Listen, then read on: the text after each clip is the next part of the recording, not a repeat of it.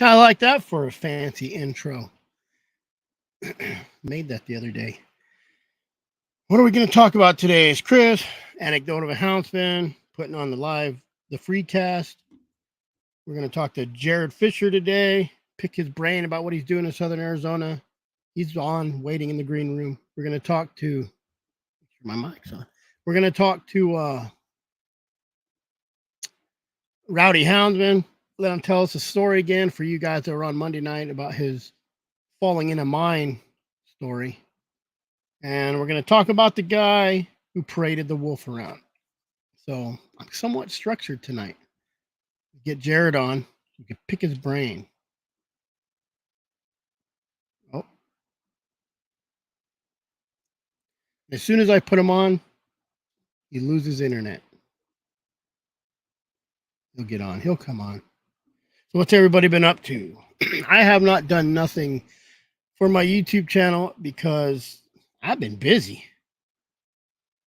There's Jarrod. Jarrod. Hang on, let me remove this one. Let me add this one. Uh-oh. Let me add this one. Jarrod's still on the other. Jarrod, you're still on the other one. Look, there's Jarrod part 2 right there.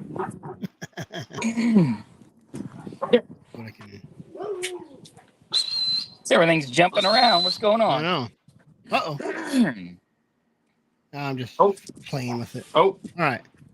It's straight on. What's going on, guys? Oh, not much. How you doing? Rowdy was just on Monday telling his mine story. We'll tell that again tonight, go over it, maybe talk about what we can do to prepare that. Jarrod, working man. So We've been up to dirt on his face.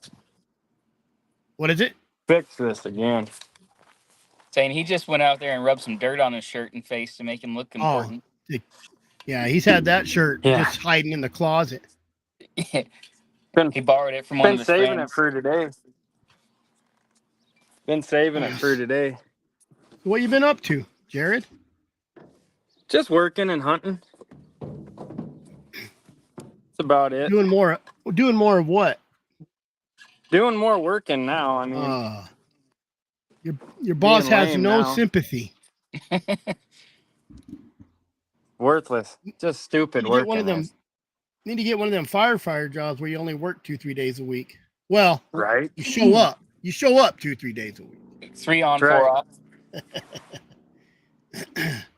No, but it's a 72-hour straight shift, so I work more hours just over less days. Have you caught anything down there or chased anything, Jarrod? Yeah, I caught a little. I caught a little female Sunday. Yeah. Yeah. Let her go. Yeah, I'm still mad I did, but I had a bunch of young dogs with me that could have used one to chew on. You know, there's a lot of theories about that where a lot of guys are saying it don't really matter. I think it does a little bit, but I think when they're younger, you can let them chew on a house cat or a raccoon and they'll get gamey, in my opinion. Yeah. Hey, chew on a rabbit and get gamey, you know. One year, I knocked 11 from a January to a July. And that was probably the best pack of dogs I ever had. Yeah. I still have some of the same dogs here. But that year, just knocking those 11 down and them eating on them at the tree, you know, I'd cut the liver up, heart, lungs, you know, all that stuff and feeding it to them there at the tree. That turns a dog on quite a bit. When they hunt to eat instead of hunt to just to catch. Yeah. Yep. Yeah. I used to do the same thing when I was hog hunting. I'd feed them because I'd gut them before I drag them out. You know, get rid of like 30, 40 pounds of weight. Yeah. And liver, heart.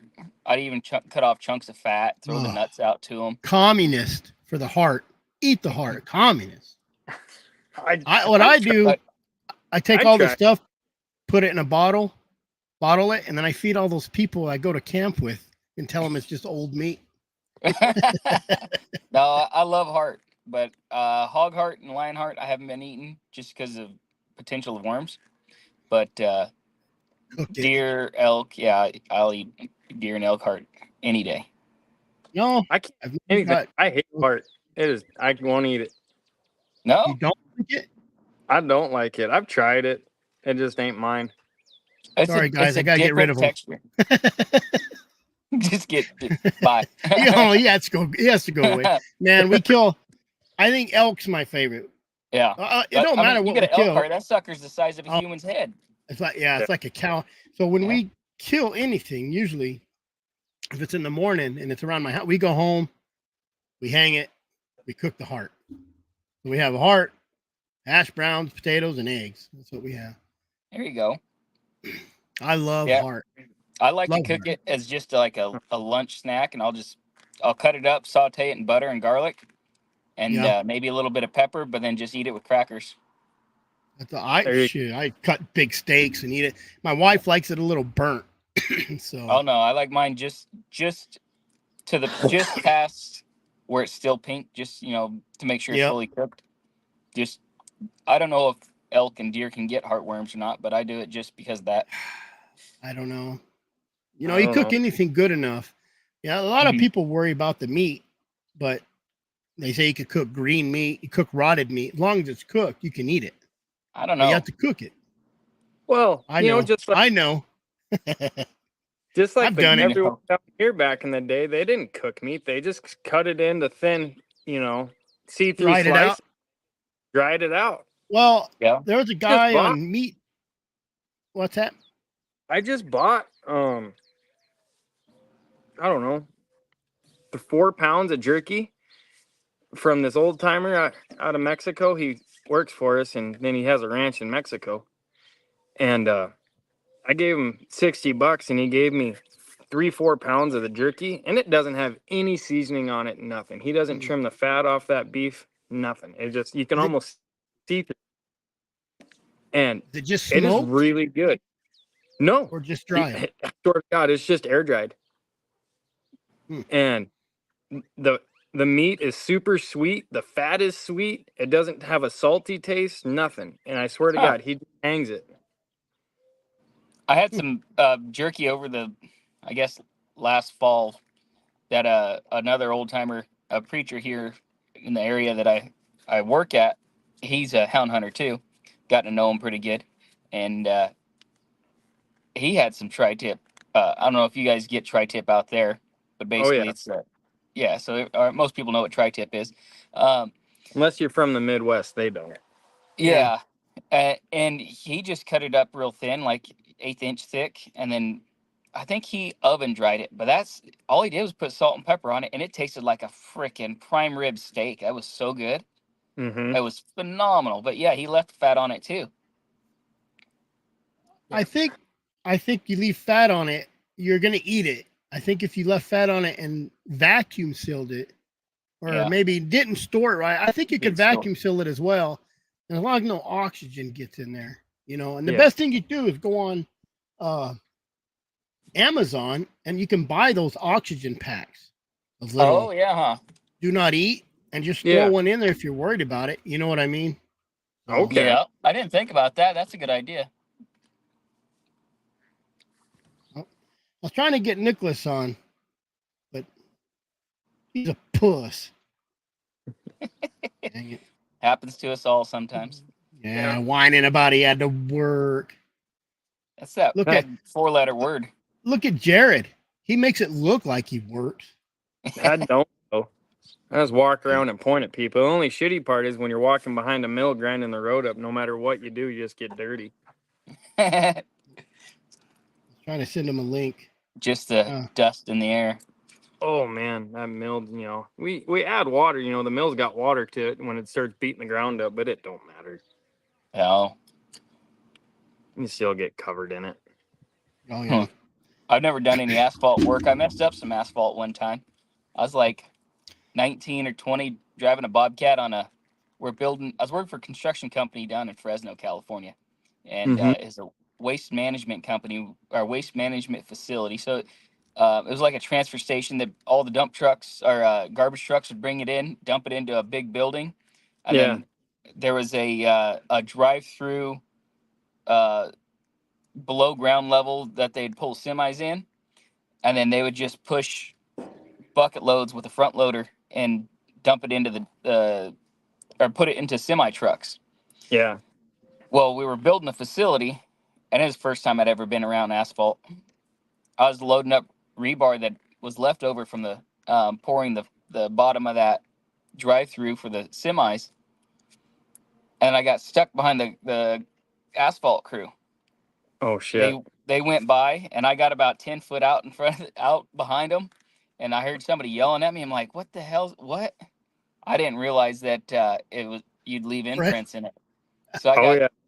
like 2 tracks about 1 inch deep, about 10 foot out from that exit of that fucking concrete drive-through. I got my ass chewed for that one. We were doing a water job when I lived in Nevada. We had this loader that the auto level wasn't working. So you'd go click the auto level and the bucket would go like this for auto level. And so the loader hand kept dropping his heel and then putting his toe down to get flat to pick up piles without scarring the asphalt. And my superintendent was like, "God damn it, that thing's got auto level for a reason." You know? Kick the guy out of the loader, clicked the auto level, and just gave it gas and just 12 bucket wide, 12-foot long piece of asphalt he fucking dug up and just pushed it out. Shit. That's where you freaking insert foot in the mouth and just go stand in the corner for a while. Yep. Oh man, I was brand new to construction. I was like 21, 22 at the time. I was just on the ground shoveling and I was doing a car wash, and the way we had it, we had a big piece of asphalt, and so all we had to do was a little strip down the side where we cut. Mm-hmm. So I kept the old stuff, and right down the middle. This thing had to be maybe 2 foot wide. I don't even think it was that, maybe 18. No one drove. I had 2 entry points, and my office trailer's in the middle. The dumpster's in the middle, kind of blocking. No one drove through that job for 6 months. I was there 7 months. We poured that asphalt, and I literally turned, looked at the job. I looked back, and there's an 80-year-old lady in a Cadillac after we done it that drove right through there and left a dang tire mark. And the only 18-inch, it wasn't that big, asphalt we poured right there. Oh man, got me good. Oh wow. Drove right down the middle of it, the length of it, or what? Right down I had 8 feet on each side, and her tire goes right up the middle of it. Right up the middle. Man, left an indent. Anyways, I guess enough about asphalt. Yeah. Right. Play enough with that. What about you, Rowdy? You been up to?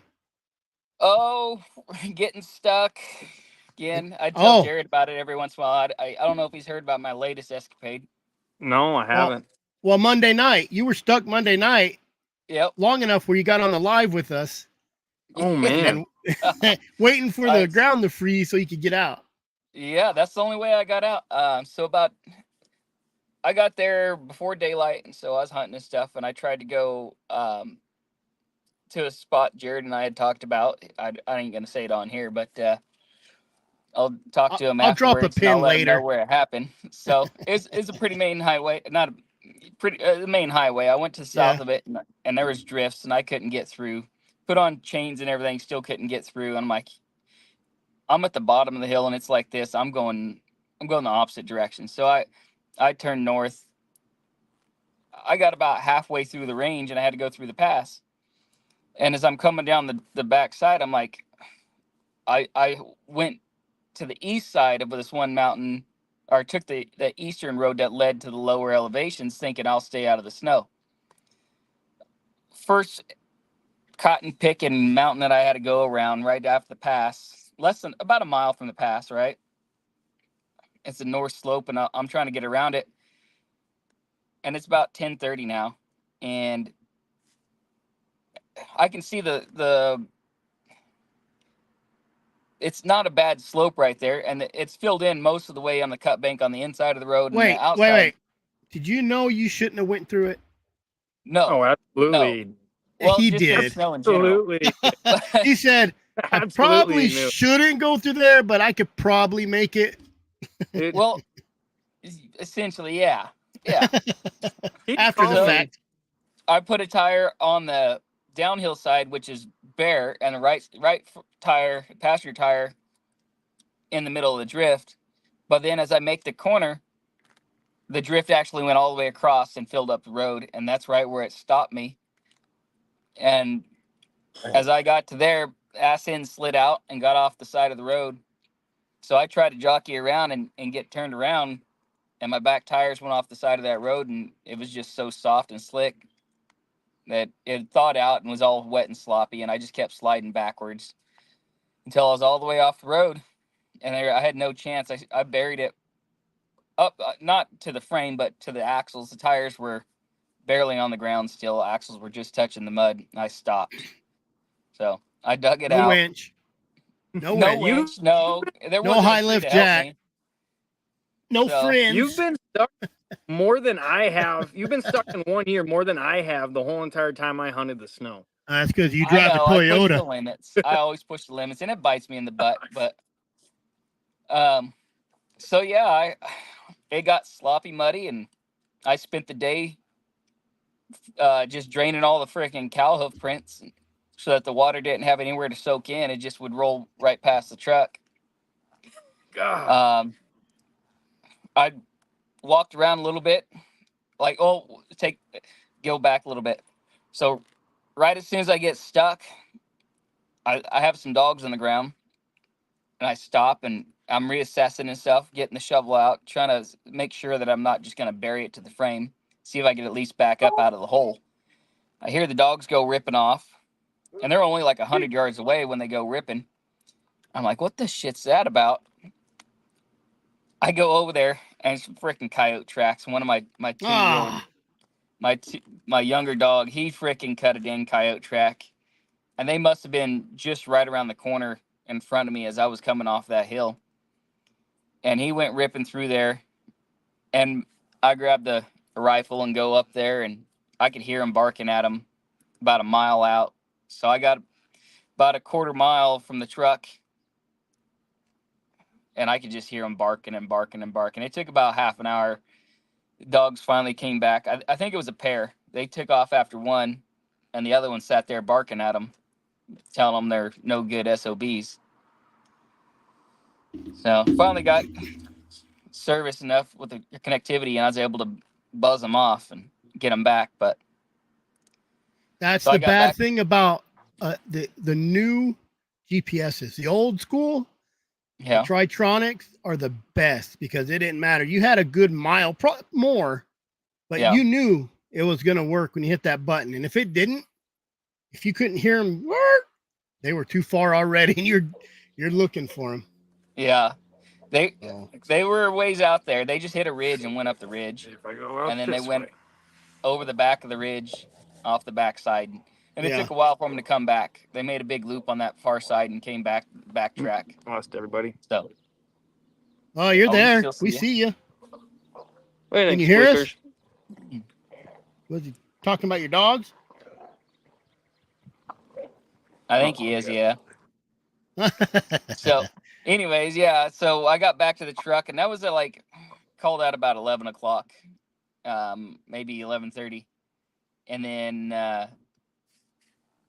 I sat there and was in that same spot till about 2:00, 1:30, 2 o'clock yesterday morning. I aired down the God. tires, got about 15 psi in the tires, and then put tire chains on the back, and I was able to back out of the hole and drive out. So I got stuck in a Suburban one time. Same thing. Slid off the road a little bit. It was super cold though. So I would spin my tires. 1 second here, I'll be right back. I'd spin my tires until it heated up, and then I'd stop. And then it would freeze. And it would freeze enough where I could pop out of there, and I got out of there. That was when I learned in life, don't go out in the snow with bald tires at all. You have to have good tires or chains at least to Yeah. go out, you know. Yep. Yep. My Tundra does really good in the snow, but it does excellent with chains on, and I only chain the back because I got like big tires on my Tundra. They're just stock rims, big tires, and I only got about that much room in between my my tire and the back of the fender well. Yeah, so I'd have to. I'm gonna build me a set of cables on this side, and what's that? Like on my wife's, when I hunted the snow, her Tacoma was the same way, and I just had to do the 1-inch spacers for the tire chains. Oh, on the rim? Yeah. Yeah, space the whole wheel out. Yeah, put so much load on your bearings. It does a little bit, huh? Yeah. Well, Dodges are real bad about it. You know, just any bigger tire on a Dodge, you're gonna I had bearings in my truck because it's 3 bolts. Pop them off, pop it like you know how to do it when you're running big tires, you know. You know what the weak parts are, and you carry enough tools to fix those weak parts. Yeah, my Tundra, I don't even have a toolbox because it's a 19, and I doubt I can work on anything anyways. That's what I don't like. It's like if that Tundra dies, it's getting a Cummins, a 4BT in that. That'd be pretty sick. That's what we're talking about, Rowdy. Yeah. Truck for good luck finding a 4BT though. You know, it's already in the truck running. Yeah. You have a bread truck? No, it's a F-150. Someone put in an F-150, and I'm gonna go check it out on Saturday if they still got it. Yeah, because they're the same weight as a V8, like 500 like pounds. 500 pounds, yeah. And because your Cummins are heavy, 900 pounds. For a 6B, 6. And I know there's a couple bread trucks. I don't know what's in them, but it's been sitting there for 20 years. I need to go see. But those 4BTs, you throw some ATF down the cylinder and let it set overnight, then go over there with a freaking breaker bar and just turn it over and scrape all that rust out, and you're good to go. Yep. That's all you do. Put some motor honey in it. Yeah. So, there's someone right there in Fallon that's got a 95 F-150 four-wheel drive automatic with a 4BT in it, and they want like 11,000 for it. So I'm gonna go check it out for Jarrod Saturday. I don't know about the automatic. What kind is it? A4OD. So it's a non-electronic. Well, depending on what they did. So there's the A4ODE, which is electronic, and I think they started that in '94. But you can get the automatic before '94. Yeah. That's all mechanical. And if they're gonna do all that stuff, they might as well just go with all mechanical and not electronically controlled. Yeah. So same exact thing. It's just a couple years older. Yep. I don't know how every time we're all on together, we talk about trucks. Trucks are cool. I think, and when it comes to being a houndsman, that if you don't have if you have good dogs and a bad truck, you're not going to catch nothing. If you have a good truck and bad dogs, you're not going to catch nothing. You know, well, I got most a good truck and bad dogs. That's why I have to drive through all those shitty spots to get around. You got both. Gotta find those good hot tracks. And most of the time, people have better dogs in the trucks, so they can't make it half the places. You know, I had people call me and want me to come hunt them because I could run roads they couldn't in the snow, and I would. I'd run roads and find a track. And my dogs were better tree dogs too, you know. So we just kind of worked together. They had some hell of a trailer on snow. Yeah, I had hell of tree dogs. You know, my dogs are ridiculous tree dogs. So old timer I used to hunt with, he always said it's hard to beat the truck up when you're still making payments for it. Yeah, for sure. Not for me. Not for me. I was 2 weeks out there and the cedars just, man, I put my first dent in it in 2 weeks. So oh shoot! Oh, you're talking about that Toyota? Yeah, my Tundra. I was saying that's what I bought it for. $500 beaters. Yeah. My first 2 hound trucks were a 92 and a 94 Toyota pickup. Majestic pup. But I've heard about the Majestic line. I don't know much about it. Yeah. I haven't done nothing with them. Aren't they like a bloodhound cross with a hound? I think they got more bloodhound in it, huh, Jeremiah? Is that what it is? I don't know. There's a guy. When I lived in Montana, there was a guy in Montana. That's what he swore by was Majestics. Yeah. I imagine they got a hell of a cold nose, but I don't know. I don't think I've ever seen a bloodhound looked like it could walk over a mile without being crippled. They're not fast. They're clumsy. They're I had a red clumsy. tick. Hey, quit talking bad about that guy. He's got one. Oh, Well, he's got, if it's a majestic bred, then it's different. half majestic, But half blue tick. The full blood is, I've never seen one that I would consider even remotely. Well, that's why they athletic. use them for man tracking. Well, yeah, on a leash. no, Nice and slow. Yeah, but that Greta dog came out of Florence. She was a bloodhound, and who the Lee boys bred to her? The Lees. Yeah. Yeah.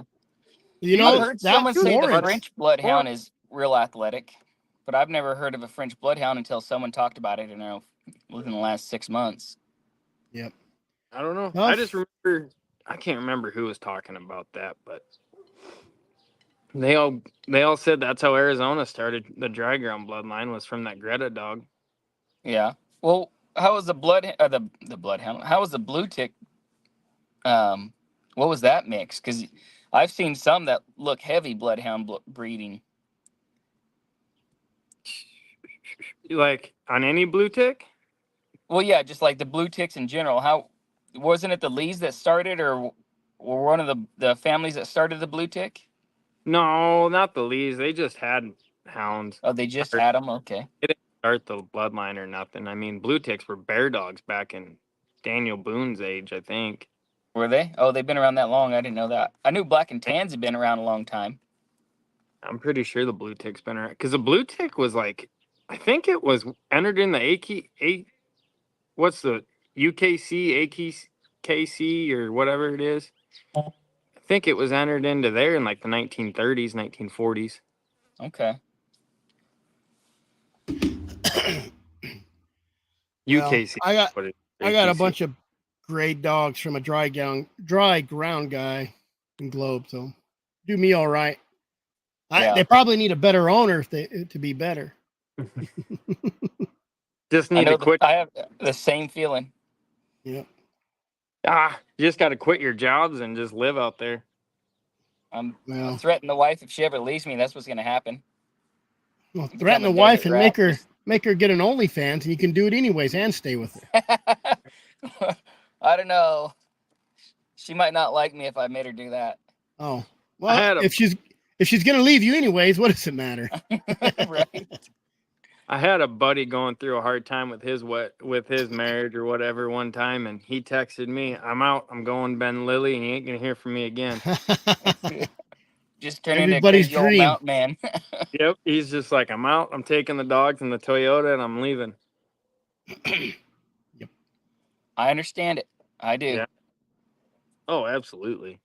So what about that? What about that? I think we talked about this before, did we not? Rowdy, about that lion that killed that kid? Yeah, we talked a little bit about it a while back. Yeah. So that another. I think I'm more upset about California that you can't carry a gun unless you're hunting or whatever the deal. Oh, so you can. What the issue was is it was opening weekend of youth turkey season that day, and the family said that they were hesitant, or they decided not to take any firearms because they were afraid they would get harassed by the warden.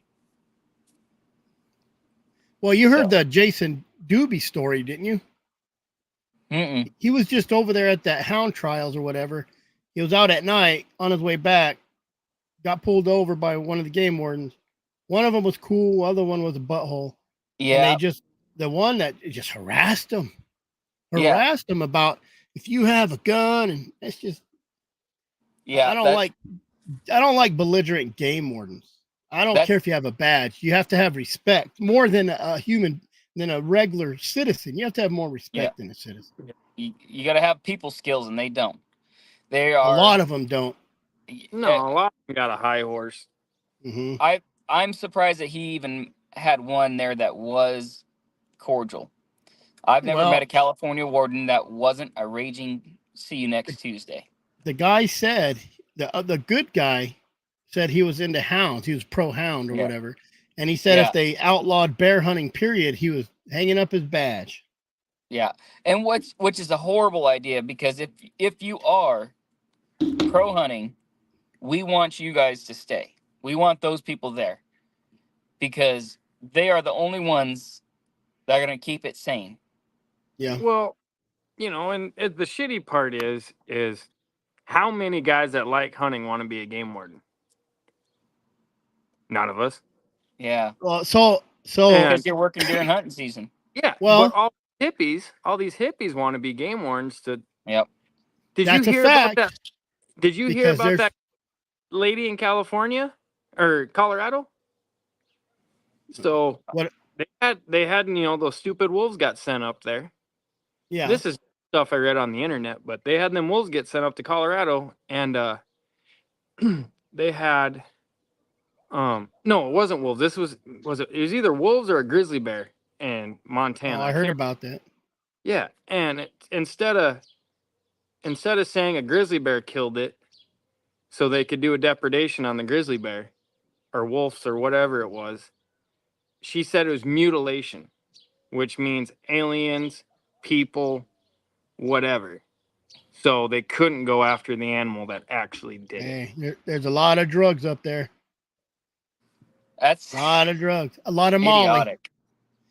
Well, I know people in that business of law enforcement and game wardens, and there's a lot of people coming in that's never hunted. Yeah, and they're easily swayed to be anti-hunting, or they don't know the difference, and they will be more willing to do stuff that's anti-hunting if they have a supervisor that tells them to do it. Yeah. Because they don't understand. They don't have that experience. They're going to just fall right in line, and it's just my job. I'm just doing my job. Yep. Just They're like those biologists in Washington. She had that pack of hounds chasing. They were collaring lions or chasing a problem lion or something, or a problem bear. The W guys, Yeah, that was and like 2 years ago. 2 years She ago, chased and them, she shot at the dogs. and then called the cops and said she shot at the dog. Yeah, and that was A game. That was a game warden. Yeah. No, it was a biologist and her game warden buddy working together. Oh, I thought it was a female warden, but I'm it's gonna a tell you- biologist working with the warden. Listen, Yeah, they call themselves like the black sheep or something like that. Yeah, They're and anti-hunters inside the Yeah.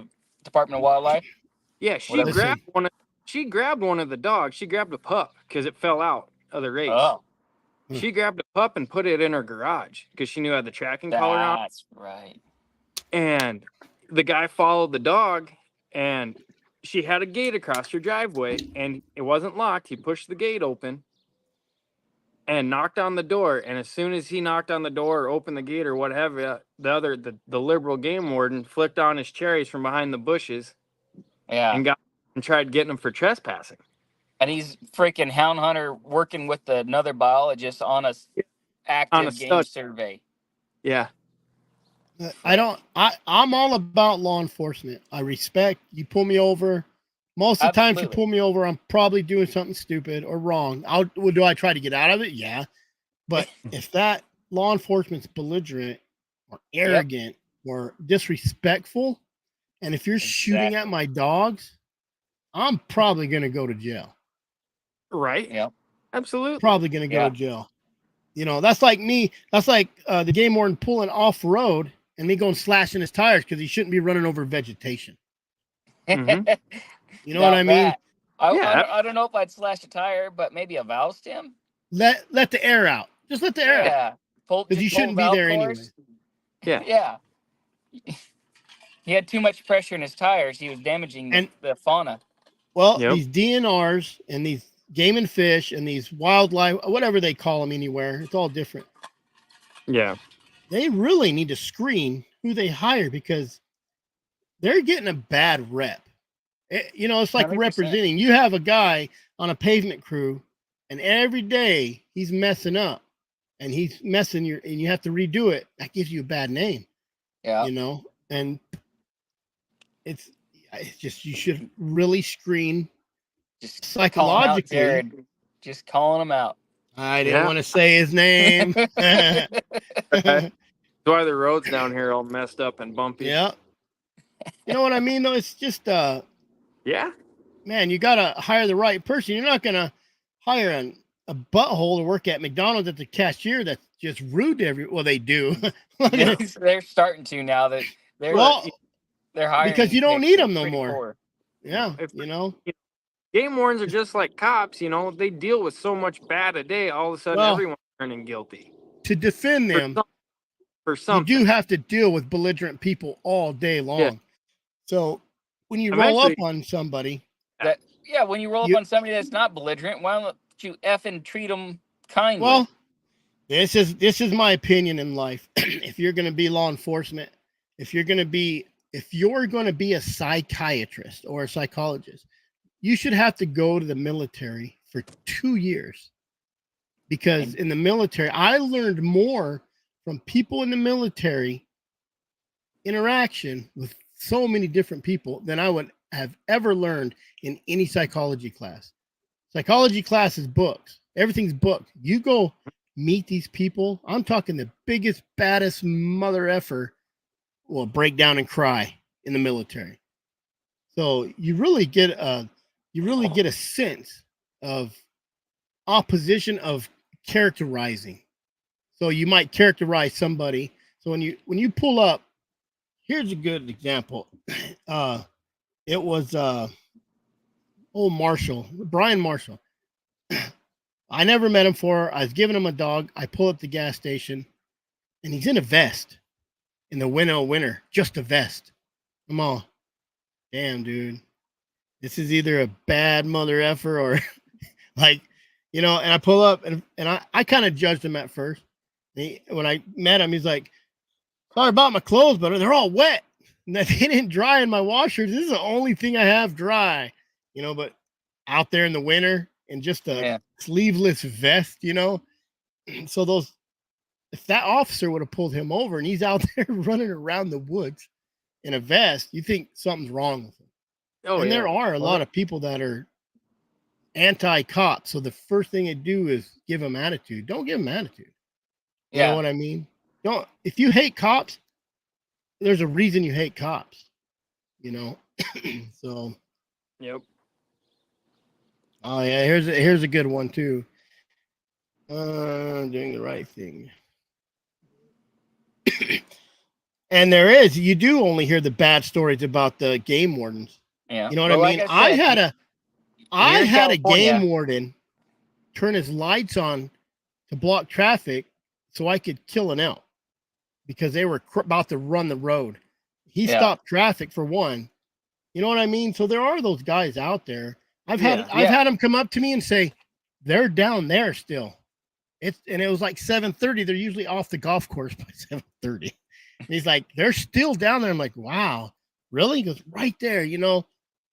I drove past the same. This is all the same guy. We had beef. We had a bad run-in. Our very first meeting, bad. And I pass him. I see a spike. I get out and shoot it. And he turns around. He's like, if I'd have known that was you, I would have shot it myself. I said, got to be quicker and I'm around, But I think you can't really judge until, and I could have judged him. I could have hated him my whole life, but we get along. You know what I mean? I've parked in his front yard doing private investigator cases, So I think you have to be very cordial and understand. I mean, there are some assholes out there, no matter what you do, but you have to be smarter than those guys and you have to be polite because if you're polite, they can't do nothing about it. If you let them get your goat, then you're done. Period. Yeah. Yep. Get pulled over. Oh, yeah. I can't stand watching those videos of you got your ID. I don't need to give it to you. Come on. That's just, there'd be more respect in the world if you could punch someone in the mouth for being disrespectful. Yeah. You been out hunting, Chris? I've been on a job and we're doing like 4 10s and it ends up being 5 10s and I've had appointment. I haven't done nothing. Now it's getting warm here. So I'm probably going to shimmy my stuff here in the next month back up north and have to go home. That's why I'm trying to work the 410s. So I have a couple days, you know, like this weekend's a free weekend, but I have to be up north for a doctor appointment. And I don't have to, I can't take my animals yet. And then it's like a free weekend, but I don't have time to go out. I can't come back and get my animals. Next weekend, me and Brett are going down south to do some stuff. There you go. It's not Mules and Hounds, you know, it's interviews and stuff. And then the weekend after that is my anniversary. And I just don't. Oh man, you're like a half month out. I thought maybe I could just buy her a dog for a present and we go out and run it. I mean, I thought that was romantic. I tried that and the old lady didn't go for it. Hey, for Mother's Day, I bought her a Harley. She don't ride a Harley, but it is her Harley. So there you go. Yep. I just ride on the front of it. I'm too scared to ride on the back. Especially with her driving. There you go. Let's see here. What do we got? Had a Colorado game warden clear us to retrieve dogs, and the anti-landlords were threatening us.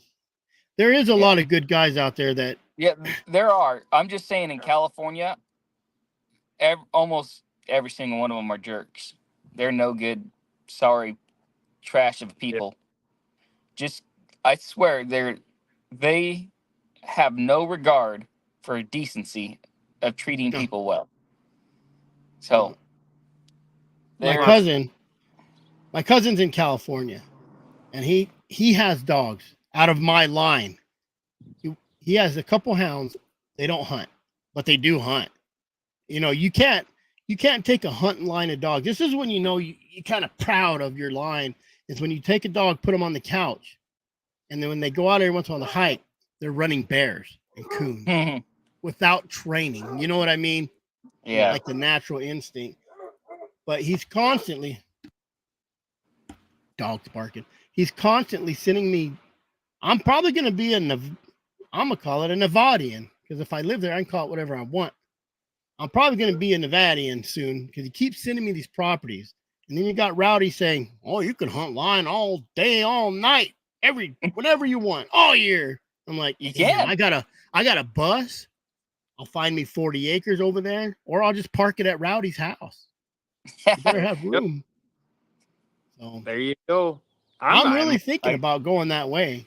I got 10 acres up there. What's that? I'm buying property in Nevada. Where at? Spot. Oh, you don't want to. You don't want to say it, so I don't be your neighbor. I'll find you. I'm a PI, man. I know. No, I go down. I like the stupid hot sheep country stuff in Nevada. Yeah, there's a lot of pretty country. There's a lot of. I go where the trees are. And trees, like there's that. Yeah. Really good line there, kind of like where I'm at up north. I got all that cedars, and then I got the forest. You know, you got kind of low. I got Globe 50 miles away to where I hunt, and then I got Alpine. You know, 45 minutes, hour away. Where you're north, right, Rowdy? My cousin asked me where you were, and I couldn't remember. Yeah, they call it the northwest corner, but I'm, Fallon's about an hour and a half from Carson City, and a little over an hour from Reno. Yeah. So my cousin's an hour from Reno, west of Reno, kind of southish west, not a whole lot south. He's in Walker, California. Yeah, that's directly south. Yeah, so he's about probably 30 minutes south of Carson, Minden area. Yep. Yeah. I don't know. I'm thinking about it. It's country over there. I think I'm just gonna go buy some property, run out there. Peruvians over there in Carson City, and they'll call you whenever they find one of their sheep dead by a lion. Oh yeah. Yeah. Still sucks because the sheep's piss and everything on the kill, but can always try. Yeah. I'd go over there. They'd call me every now and then when I lived in Fallon, and I'd go over there, and there'd be 200 sheep just staring at this dead one that's covered up, and you're like, well, shit. Just make a loop start outside. Giant circles. Try try to find where he came out. Yeah. Yeah, hopefully they didn't piss and walk all over it. I don't know. I think Nevada, I've always called it Nevada, is I think that's kind of the last frontier. I think that's the last state that we can ruin. All the out-of-staters can ruin. Oh, it's don't worry about the out-of-staters coming in. They're already there. It's just it's more desolate where there's not a bunch of cities like Jarrod's told me in the past, hunting in Nevada sucks. It's just there's not a whole lot of animals. They're spread out. It's so dry. Even people that come over, unless they spend like a whole month there, their dogs typically aren't going to be able to acclimate and run the tracks in the time frame that they're going to be there. So their snow hunting is really what it amounts to. And 9 months out of the year, there is no snow. Yeah. Yep. So, I mean, when I hunted and lived in Nevada, we call it bug dust up there, that real powdery sand that a basketball can powder. Man, you get on a lion and all of a sudden he hits a horse trail and it's powdered down like that. One nose full of that, and it's like concrete set up in your dog's nose. Yeah. You end up, having to give them water, wash it out, whatever. And then you end up trying to keep dogs off the horse track and jog down the horse trail as fast as you can to see where that lion left. That drives me nuts. Oh, God. And Rowdy, when hunting in Nevada, if you hunt 12 days out of the month, 14 days out of the month in Nevada, and you trail 4 times, that's a pretty good month. Yeah. It's just, one time I trailed the lion 17 miles one way, and I never even got him jumped. Yeah. What's the top subject tonight? Well, we've talked about trucks, lions, dirty dust. What else we talk about? Pavement. Dirty wardens. Dirty wardens. There is no top subject. That's why it's called free casting. We just let it go. We hadn't even got to the wolf yet. Oh, that's a sad. I was kind of saving that for the end because, man, go to TikTok and type in what's that dude's name? You know what? Well, I'll get on it. Shoot, we've already been on almost an hour. God, yeah. Oh, 48 minutes. Shoot, yeah. Look, I got this little video. Kind of, if anybody hadn't heard about it, it's just a TikTok I downloaded real quick. This guy kind of sums it up. But if you go to TikTok or anything, anywhere, and I'm gonna tell you what, there's a couple people defending this, and you just know they're probably poachers. I don't know how you could defend this, man. It's pretty bad. I'm first on the don't like wolves because my family is ranchers, or they're ranchers, and we got wolves where I'm at, and it's just so I'm the first on it, but I'm, what, you can't do this. And if you go look this up, even the opposition is just hammering them. I'm gonna play this real quick. This guy right here gives us hunters and outdoorsmen a terrible name. His name is Cody Roberts out of Wyoming, and last week he was out on a snowmobile when he came across this wolf pup. He chased it down to exhaustion and then continued to run it over and cripple it. He then jumped off his snowmobile and duct taped its snout shut and kept the wolf alive and brought it all the way back into town and paraded it around the bars for his friends to see where this photo was taken. He finally took it out back and shot it after all of his buddies could see it. And he's only being hit with a $250 fine. I don't care how you think about wolves. Most outdoorsmen have different opinions on them. But this is just animal cruelty at its finest, and that is just a sick thing to do. Hunting is not about killing the animal and torturing the animal. It is about the pursuit of the animal and the respect of the animal. This guy needs to be held accountable, and you need to do better, Wyoming. It's not Wyoming. It's not Wyoming. People are blaming, it's hunters, it's Wyoming. That guy's an idiot. Yeah. He did I think what he meant is maybe the punishment needs to do better. Oh. Because Well- I just did that one real quick. I kind of forgot about it and had 4 minutes left, and I was like, oh, let me. Yeah. But I mean, there's a guy goes into it where the guy was kissing the wolf, like you Mhm. could tell it's lethargic. It was just a bad deal. It's just, and then you post it. Yeah. Holy, let's Just go an cheat idiot. on your wife and make a video and put it on your TikTok. Right. You know, But I'm not defending the guy or nothing. But remember what? Have you seen? What is it? The Hudson Black and Tan video with those cowboys. uh, They roped and tied a bear and lowered it down out of the tree and ringed its nose and carried it back home and then sold it to a zoo. like was that recently or in the old days? Oh, old days. Like this is black and Oh, not sticking up for the guy, but he was well, old and he is an but- idiot. but they kept it alive. They didn't run it over with a snowmobile. No. You know, Yeah, exactly. There, like the difference is he ran it over with a snowmobile, Yep. damn near killed it, and it was laying there probably knocked out, but it's still alive, and he taped it up, and then he's Absolutely. knowing that it's injured and everything, and that's what's getting everybody, is it was injured and he had it taped up, dragging it around through the bars, and that's what's not sitting well with anybody. No. you know, even if he had a tag to do it, it's Yeah. still not right. You still don't do that. Yeah, No. so there's You- difference, right? The Dale when Lee you- tapes, when he you talks shoot- about roping lions and pulling them out of trees and stuff. Yep. It was I did- pretty harsh, but shit, that's what they used to do in the old days, and now it's not socially acceptable. Yep. Use some common sense and don't do stuff like that. Yep. Don't post it. And that- Ammo. yeah. Well, he just- didn't post it. He just posed for Somebody- people to take pictures and videos. Somebody was videoing it, Yeah. and it was somebody there that turned him in.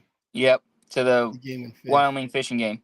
And I watched another thing where I guess the bartender knew because they said you better not be bringing in a lion. Yeah, no damn lion. And because he came in saying, I found this lost cattle dog or something like that, cow dog. And he's the bartender said, you better not bring in no damn lion. And then, so apparently he's known for doing some crazy stuff. It sounds like. Well, guy's ego gets to him, and next thing you know, he keeps trying to one up himself until he does something stupid. Yeah. Yeah. And yeah, no, I have no problem hunting wolves. It's on my bucket list. Like I will hunt wolves at some point in my life. But I don't know I if don't it's think legal. it's even legal to run them down like that. No. That's like harassment of. I would imagine it would be in Arizona. It would be harassment of wildlife. Yeah. You know, just like boaters, I grew up in the Midwest, so jet ski people would chase pelicans off the lake, or chase and try to mess with pelicans. They'd always get rode up for harassing animals off jet skis and stuff. Yeah, James, that's just how it was back then. it was how it was back then. You roped them. Who wouldn't want to go rope a lion and take it? Yeah. There's. But they weren't torturing it. They weren't like freaking. But it was different time. Well, I wouldn't. Well, I don't know. The torture part's that's pretty gray area, but that was just how it was back then. Like with Warner Glenn and the wetback hound, they roped and tied a lion and then put it in a cage for a roadside freaking show. Yeah. But let's just that even back then you could say wetback hound. Like today, if you made a movie, and that was Disney. That was Today, Disney. That's what I was about to say. It was. We'll probably get in trouble for saying it. Yeah, you look it up. It's is still on your YouTube. last You show can look now. up the wetback hound. Yeah, you're canceled after tonight. And it might be legal, but I'm a guarantee if it's legal in Wyoming now, it's not going to be Anymore. And then it's all they did. Like I said, you're not going to post a video of you cheating on your wife. But if someone catches you, kissing her in the parking lot, people are going to start watching you. And that's exactly what they did. That guy kissed another girl in a parking lot, and now everybody's going to be watching that. All these wolf lovers, you know what I mean? They're going to be there. They're going after Wyoming. Like that. So they like got that. a petition to give him a felony now. Now it's a felony investigation on him. Well, this is what bugs me a little bit is the law's the law. Okay, don't go more because people are whining about it. And legally, that $250 fine might have been what's in it written in law. That's the legend. Yep. Okay, you can't hunt for whatever it is. But now they're going to turn around and go after him harder. If it falls within the literature of the law, I say okay. Because that honestly, A guy a couple of years ago got away with shooting a wolf in Utah.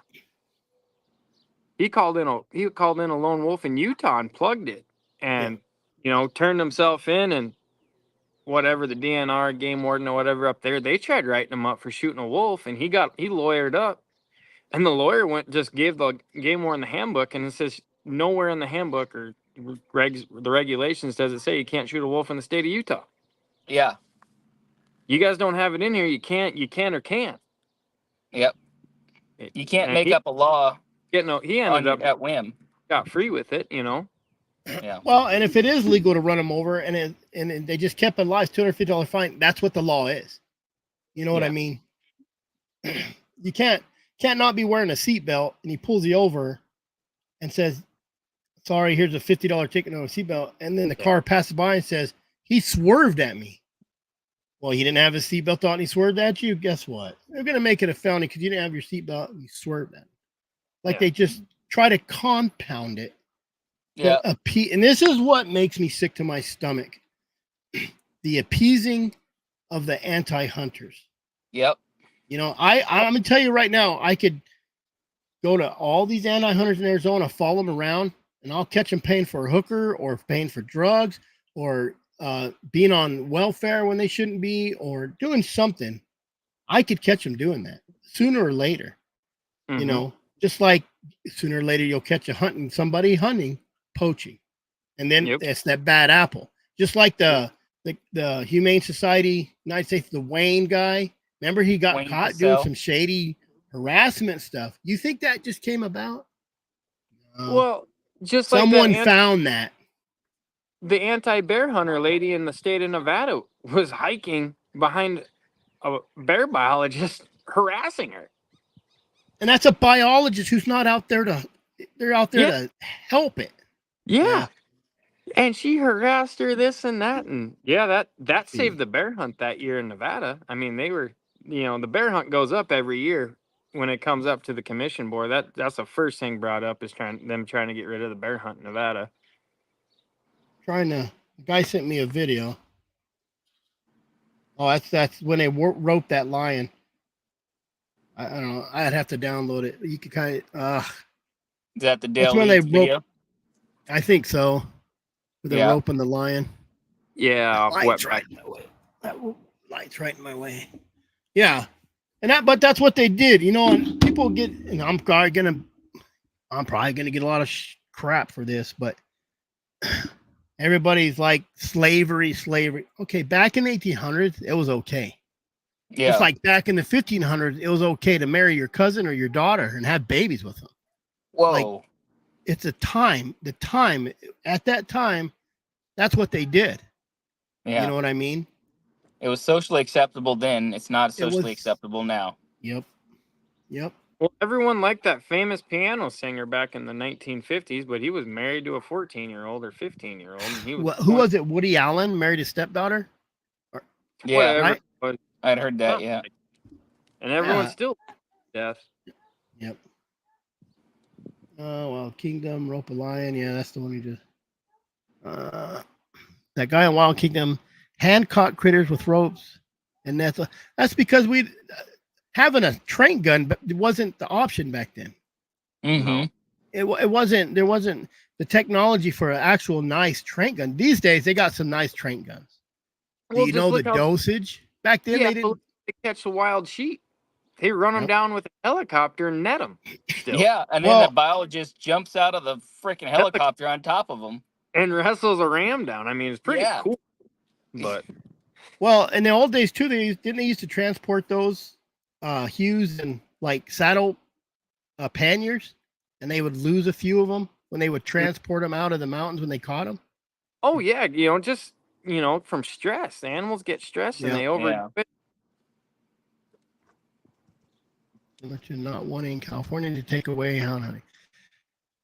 It's a state issue, and it shouldn't really have a voice. It should have a voice because, listen, Nicholas, if they look at California, that's their model for lions. They got rid of lion hunting, so they'll just keep using that until it'll bleed over into the other states, just like politics bleed over. When you get a bunch of Californians in Wyoming, or right now they're just Arizona, New Mexico, Colorado. When you start getting this, it changes. Just like, let's take my wife, for instance. She wasn't so cool until she hung out with me, and I'm so cool. Now she's cool, right? But she grew up in Illinois, on a serious note. She grew up in Illinois, democratically, like she's not political, but her beliefs were towards the democratic stuff. You know what I mean? So you had to re-educate her? Yes. After 4 kids. She has no choice but to believe me. Did you guys 2 years ago, 3 years ago, about that 9-year-old that was mauled in Southern California in his own backyard? By a lion? Yeah, mountain lion. 2022. There's one in 2022, 2021, and 2023. So in the last 2022, I think this one was in 2022 because they tried to go out and catch the lion. The neighbors wouldn't let state officials onto their property. Yeah. And then the tree huggers, neighbors, probably tree huggers, neighbors, whoever, called Child Protective Services on the mom. What? Yeah. That's some crazy stuff right there.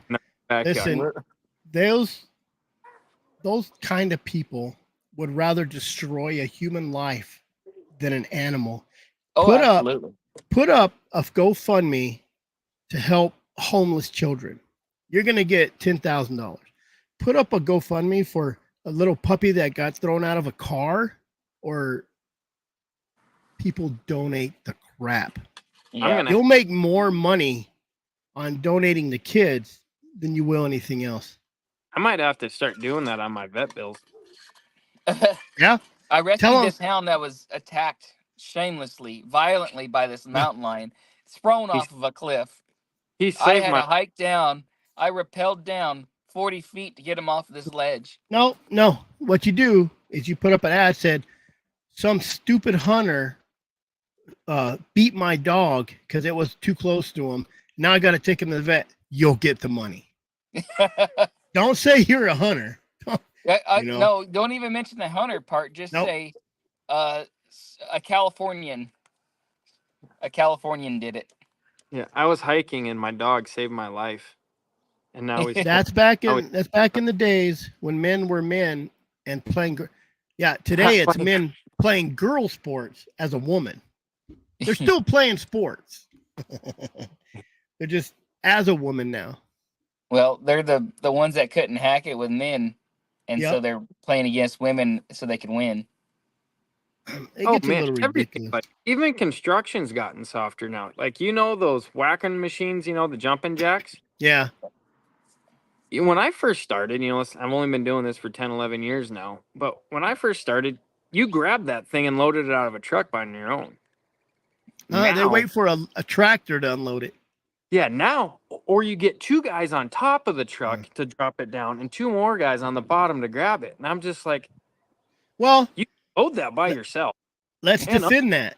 Let's defend that, because if you're a contractor and you're the boss and someone does it by themselves and hurts themselves, I get it. So then you get these sissies that do that. Yeah. My back, I can't work. I talked to a guy today that I'm building a building for him, thriving business. He could do, he's turning down work because he can't find people to work. It's horrible. Because they stay at home. They watch some stupid YouTube videos people make out of an apartment because they don't go out and do nothing. Yeah. Everybody wants to be a YouTuber influencer, and they have no skills at all. None.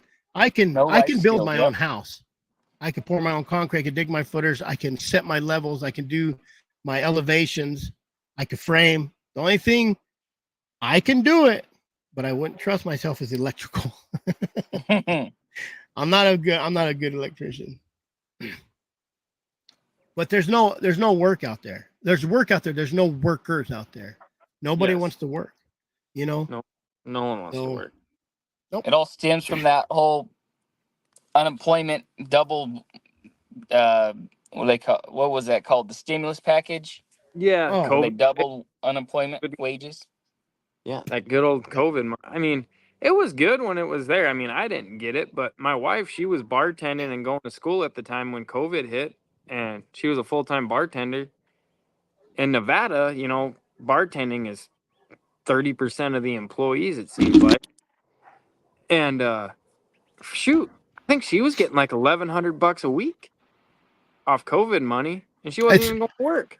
There's people that were making what, 400 or 500 a week, making 800 a week, and 900 a week now Mhm. on unemployment. Yeah, There's no reason if you're making $400 a week or $200 a week on unemployment that you get an extra $600-700 a week. Because I didn't get it. Yeah. I stayed working. Yeah, I was that dirty son of a bitch that went in the restaurants with no mask.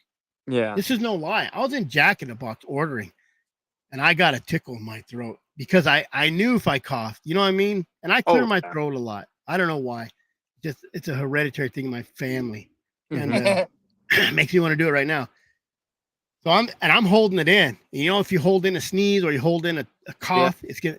I just coughed. I'm like, F it. I coughed. Someone behind me was like, "Where's your mask?" And I turned around, and of course, nobody's looking at me. Nobody. And so I said real loud, I said, "Well, where's the condom your dad should have used on you?" You know. And everybody just like, you know, people are afraid. Oh, afraid. I'm Crazy. absolutely afraid of confrontation. Yeah. I remember during COVID, I was in Central Nevada at this little bar in Central Nevada, lion hunting. And got done hunting and I went to the bar for a burger and a beer. There's this kid my age. I was 27, 28 at the time. And he was bicycling across America from Washington, D.C. to California to meet some chick he met online in California. And he was getting $980 a week on Washington, D.C. unemployment. He bought my burger, my beer for the night, everything. Holy crap. Yeah. And making more than you working. yeah.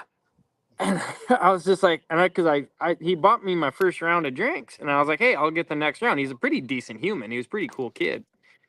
And he's like, no, dude, don't worry about it. All this money's free for me. I'm like, what do you mean? He's like, Biden's giving it to me. I'm going to ride the gravy train until it leaves. And Well, that's what.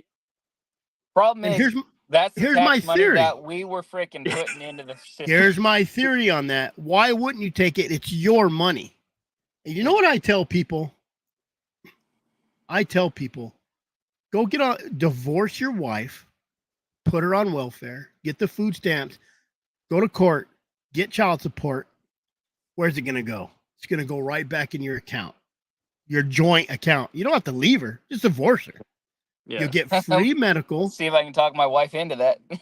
You'll get free food, you know, Yep. and it's no different. And let's just say you have one kid, Rowdy. He's got three. Holy shit! You're gonna get like $1,000 in food stamps, probably. Add that up, $1,000 a month in food stamps. But how much taxes do they take out of your? You're not gonna make back everything, but you're gonna get some of that. I think I pay about $3,000 a month in taxes. And you know where that goes to? That All the person WIC. that jumped the border, Ukraine. Yeah. Someone's student loan. Going to Ukraine. Did you see the kick? God, we're getting political, but I know. Did you see the kickbacks Biden, Pelosi, and all the senators, congresswomen, whatever people got on the kickbacks? Like No, Biden absolutely got $90 million out of that Ukraine. Should have not. $1 Absolutely, that's treason. You should get no kickback to the government official. And you know what the worst part is? None of them run dogs. They're all communists. That's Right. right. This is why we call it free casting, people. I'm sorry. This has all started with that stupid wolf. So you see the Right. downfall. Yeah. Wolves Wolves- are the downfall of everything. Wolves lead the con. Wolves lead to communism. Yeah. Wolves lead the communism. I'd rather work by myself. Oh yeah. True. You know, See. I would too, but shit, I didn't know how to start a business. I wanted to be a farrier. I didn't want to come to Cal Fire or Yeah, you wouldn't be I didn't standing wanna up come to the straight. fire department. Yep. No, it's because no, it's just because the lazy pieces of you mean Shit. shit. No, he means. He means shit. Yeah, it's awesome. Keep it going. Oh God, we go all night, you know. Yeah. And it's I just don't like seeing our money going. And I posted something on the internet said, if you don't want to pay back someone's student loan, don't pay taxes. We went to war over a tea tax. Yeah. And Yeah. we're sending millions of dollars to Ukraine. We're giving non-citizens money, our Huh. money. Yeah. Well, You know how much my electric bill was this month? $744. How? You know how much it was last month or last year this month? $322.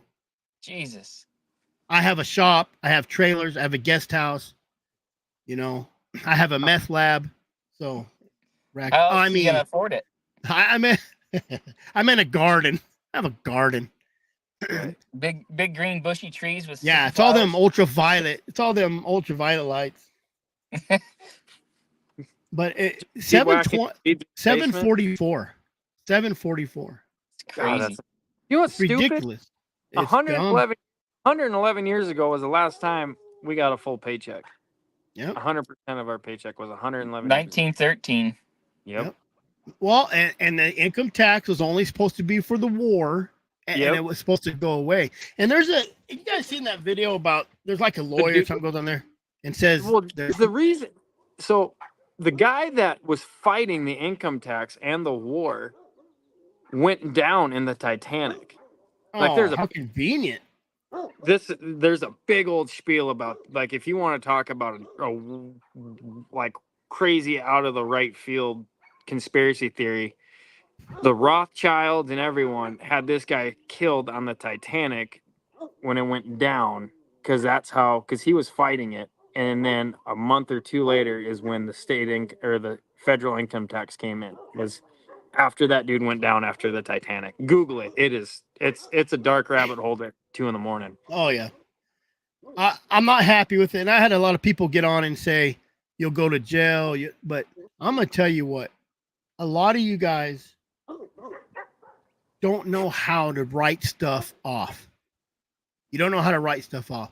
I work out of town. 50,000 miles a year I write off. It's almost like $30,000 a year in write-offs. Well, you But I have your also You Yeah. also own your business.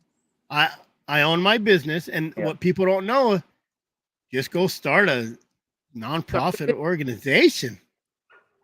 to start a bullshit business. I mean, I have my guide service. Yep. Yeah. That's what I do. Every Yeah, time I go dog training.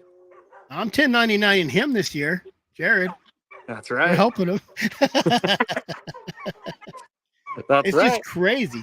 It's crazy that the amount of money, and if everybody would get on board, because those people who are sucking up all of that, they're not working. They're not paying taxes. No. And that drives me crazy. Listen, I get it. You guys are paving my roads, but I'm paying. There was concrete and asphalt roads back in 1912 too. There was concrete roads back in the what was it? The Roman times? Yep. 1200 years ago? Yeah, but I mean, like, back before we had our income tax, New York Well- was concreted. We didn't. So you get charged taxes to get paid, right? They take it out already. Then the food you buy, It's tax. shouldn't be taxed. ammunition or rifles shouldn't be taxed. Guns, that's a right. Why are we being taxed on a right? That's crazy. Land tax. If I understand, if you buy a house, sales tax. When that house is paid off, you should 100% own your land. They talk about the reservations, how no one owns their lands. We don't own our land. We will never own our land. That land will always belong to the county, government, to the state, to the federal government. And to me, they'll take it if they want it. Yeah, eminent domain. Just like that guy in Colorado back in the 90s. I forgot his name. Watson knows it. The guy that made the dozer. Oh, the kill dozer. We need to. If you look on the internet, there's a bunch of blueprints going around. Yeah, I mean, but I got a bus. They went and hey, move your muffler shop because it's getting demoed. Yeah, that's absolutely 100% communism. We're not a free country. We're not a free country. No, communism. We're not. We're not what we fought for in World War II. And let me ask you this. I know a lot of Russians, real Russians that came over from Russia. Mm-hmm. And there's not a Russian you'll ask. They're all truck drivers. This guy delivered for me. And there was a Russian and there was a Eastern Indian. This Eastern Indian could not back a semi up. He has a license. Barely drive. He couldn't even speak English. How do you get a driver's license in the United States and not speak English? Stupid. Because they do it in their own language. Dumb. That's just stupid. If I went to Mexico, I wouldn't expect everybody to speak English. I would learn Spanish. The Russian gets in the truck, backs him up, right? I said, hey, where are you from? He says, oh, Russia, you know. I said, well, why are you here? He goes, I want to make more money, you know. And he goes, but I go, where you live? He goes, California. I said, well, what? He goes, but I don't want to live there no more. I'm going to move to Idaho or Iowa. I don't remember what he said. I said, what the hell would you move to Idaho from California for? He says, because Californians too fucking communist. I said, God dang. For a Russian from Russia. And you know, Russia, we've all been groomed to believe that Russia is. Oh, yeah, man. Rocky. It's communist. It's not. It's not as bad. No. Because how many Russians do you know that say F Russia? They're still proud sons of guns. They love their country. There's no money there. No money there. So they come here to make money. They send it back. You know, but they're still proud of their country. How many people here in the United States are proud of their country hardly anymore? And it's a lot of sickening. A lot of that is because they're not even proud of themselves.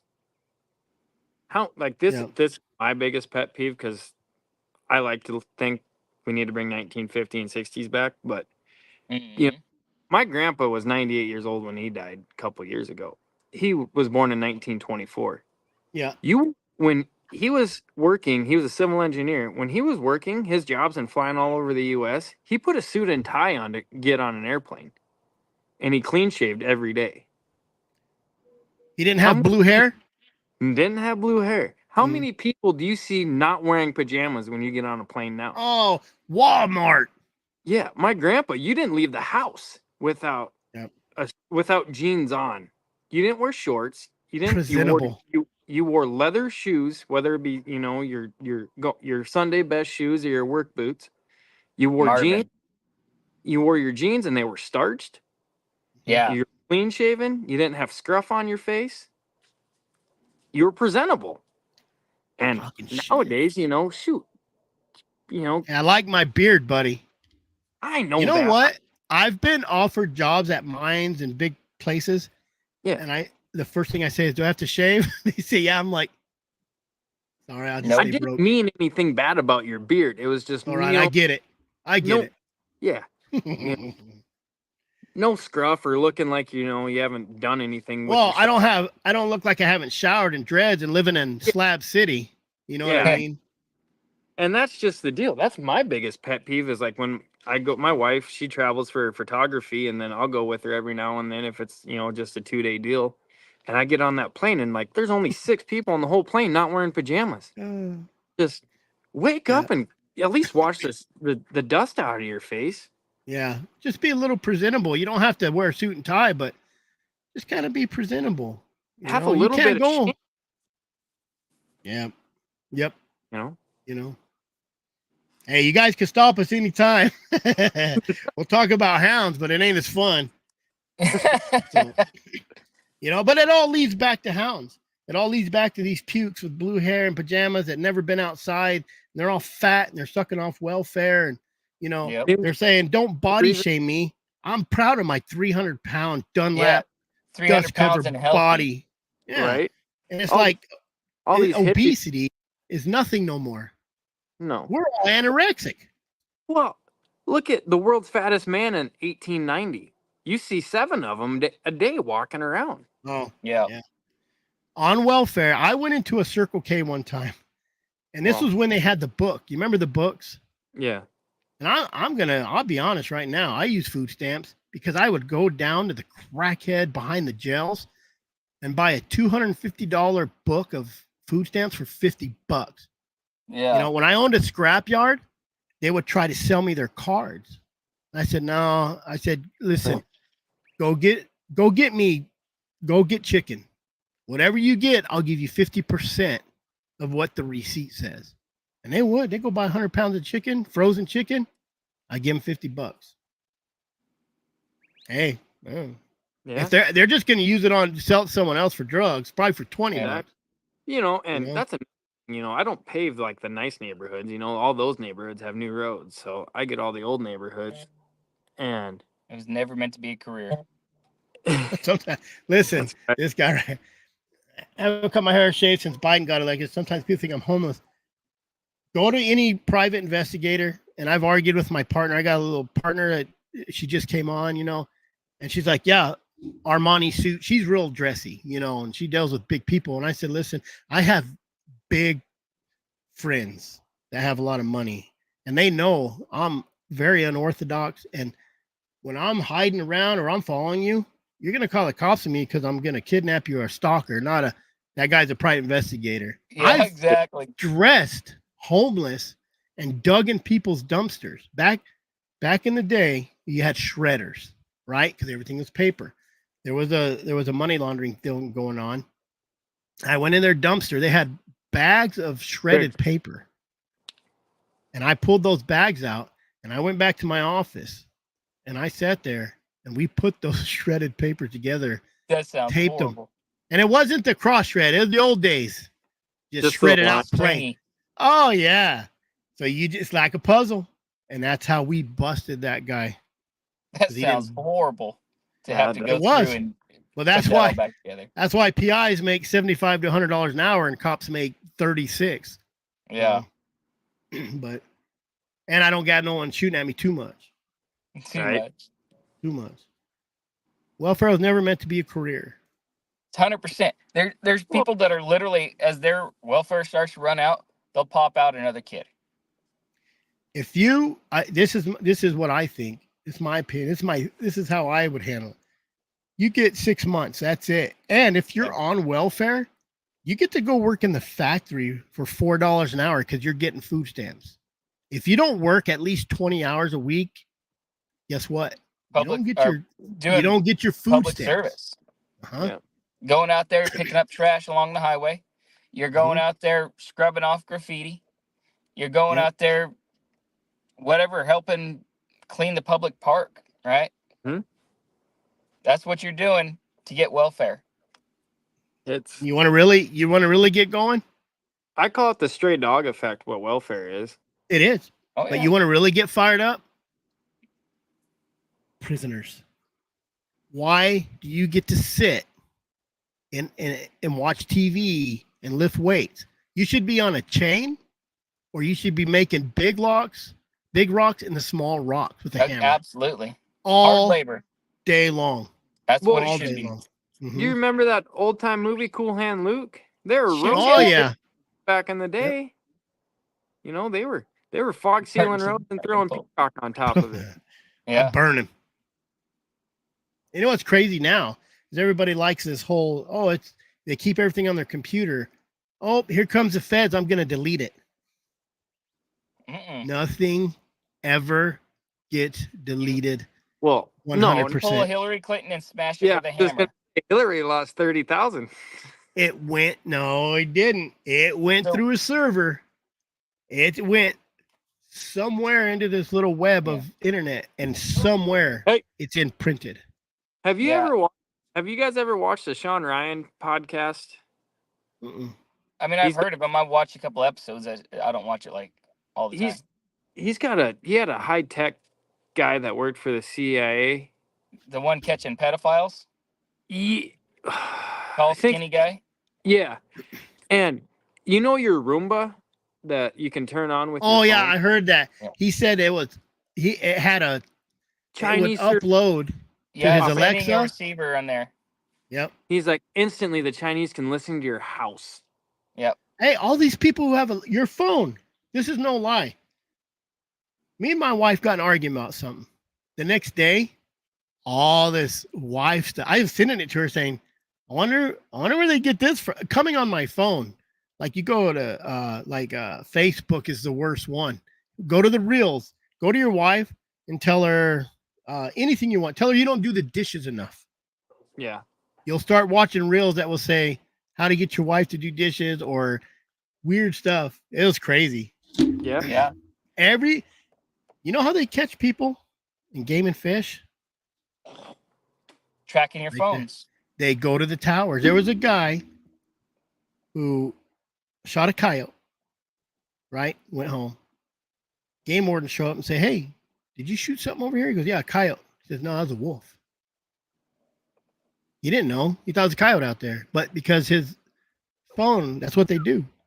They see whose phone is in that area, and they start hitting people. So, funny story. 2018, fall of 2018, a wolf was killed in Northern California. I don't remember. It was just a young juvenile wolf, or it was like it'd been kicked out of the pack, right? Male wolf. 10 miles from my fire station. They pulled the phone records for everybody that had been within 5 miles of that wolf. That pinged that area, that pinged that tower. 24 hours before, 24 hours after. And then they literally surveilled every single one of them. One of them was one of my firefighters. They went to his house with a warrant. One of them was Rowdy? No. But they pulled a warrant for a gun that he owned because it matched the caliber. And because he was in the area. He lived in that town, of course. It was like 2 miles outside of town. So, anybody and it's all going to be there forever. They keep it on the server. They keep it backed up, quadruple backed up somewhere in freaking China cloud. So China cloud. And Alexa, you have it right in your house. Yeah. You know, if you smack your kid, Alexa knows you smack your kid. But that's why I always leave my phone at home and I drive my first gen when I'm checking my bait piles and my cameras. There you go. They can't catch me. And you know they're watching this, and now my phone picked that up. So you're gonna have tomorrow. You're gonna be picking up bait, like new bait sites, or not bait sites, but new baiting like products and everything else. Oh yeah. No, I order those. I order those in a different name, so I'm all right. You're a PI. You just go to the bad side of town and get a new identity. Yep. Well, I pay non-citizens to go check my bait piles and my cameras, so I'm all right. See, you're an entrepreneur. Hey, got to stay one step ahead. It's crazy. You're going to get caught. You're going to get caught. You're going to get caught because you can't leave that at home, and then you have to post it. Yeah. Post it. Everybody's going to tell somebody. Yep. And then that somebody's going to tell somebody else. And then that somebody's going to tell 10 more people. And that's how it goes. Because if they catch pedos, it's gonna. That's a big The rabbit hole right there, buddy. I mean, because everyone that's way up They there. can. I mean, just look at P. Diddy. Because they're trying to legalize it. They can catch pedos. They can. They're just trying to legalize it. Mm-hmm. I So don't even want the less it's in the news, the less it's publicized or talked poorly upon, the more likely they are to get it legalized. Because you've got effing what the hell do they call frickin' people going out and giving speeches, right? So they're professors, Mm-hmm. They're psychology lobbyists. majors. They're lobbyists. They're lobbying. So Mhm. they got video of this one broad. She's European, going around and telling people we need to change the way we think about pedophilia. What do they can't call it? change who they are. No. What do they call it? It's not pedophilia. It's minor challenge. attracted people. Yep. Maps. Yep. Minor So- attracted people. What everybody needs to do is they need to go to the friggin' FBI website and look up the symbols that they have. So there's a handful of symbols that they have. There's one for men that like little boys. There's one for the men like little girls. There's one for women like little boys. There's one for the women like little girls. There's ones that are men that like boys dressed as girls. It's weird shit. Weird. Just for the record, that cigar I'm smoking is AI. My wife asked about it. I don't. I figured it was. I've never seen. It's not real. I just thought it was your oral fixation thing. It is very, very fixated. You got to have a phallic symbol somewhere in or around this area. Exactly. Tracker. Listen, Ryan Bailey. I know it's not your real name. I know who you are. I check my vehicles. There's only one tracker on my vehicles, and it's one I keep on my wife's. So that air tag. yeah, no, it's a dude. A real It's a GPS badass. tracker. She comes up and down Phoenix. So, but if I need it for a client, she'll pull it off and charge it or whatever. But no, I got some good trackers. It See, what tells you me need to every do is you need time. to figure out how to hook it into the electrical system so it charges. Oh no, I can order that one. These are magnets. So yeah, I got one on Jarrod's when I was down there. That way I know where all his lines are. Right. Stick it on top of a fuel tank and hook it right into the power line of. That's a what I power do wire of right his fuel there. Tank. Yeah. So every I never time looked for that. if they open a door, if that car has any kind of movement, it'll send me it's called a shock. It'll send me a text that says the system's been shocked. But they do make ones that actually tie into you can wire hard. I need to get her one. It's like it costs me quite a bit, but Yeah. and I have to have a subscription and Subscriptions, yeah. I got a Yeah. buddy that's super big into coos deer hunting down here. Like, he wakes up Want me at 2 o'clock in the morning. want me to track them? Oh, I don't care about coos deer. You know me. Yeah, you do. That's what those lions eat.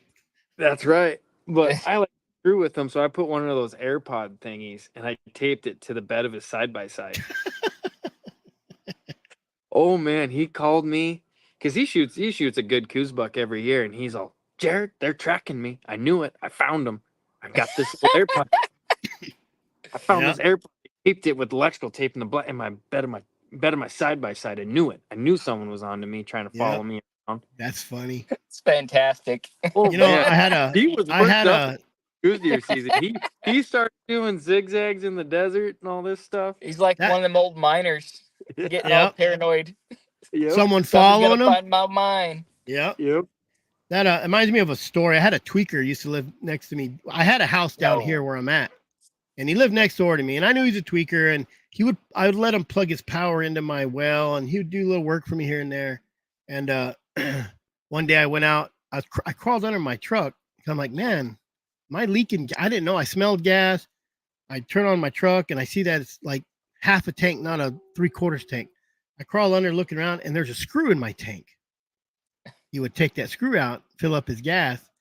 Then I went over there and I chopped his wire, his extension cord, and then I at night, I had this little. He knew I had a laser on my pistol, but I also had just another laser, and I would point it at him when he was working in his yard at night, and he would run away from me, yelling at me, "Stop, Chris, stop!"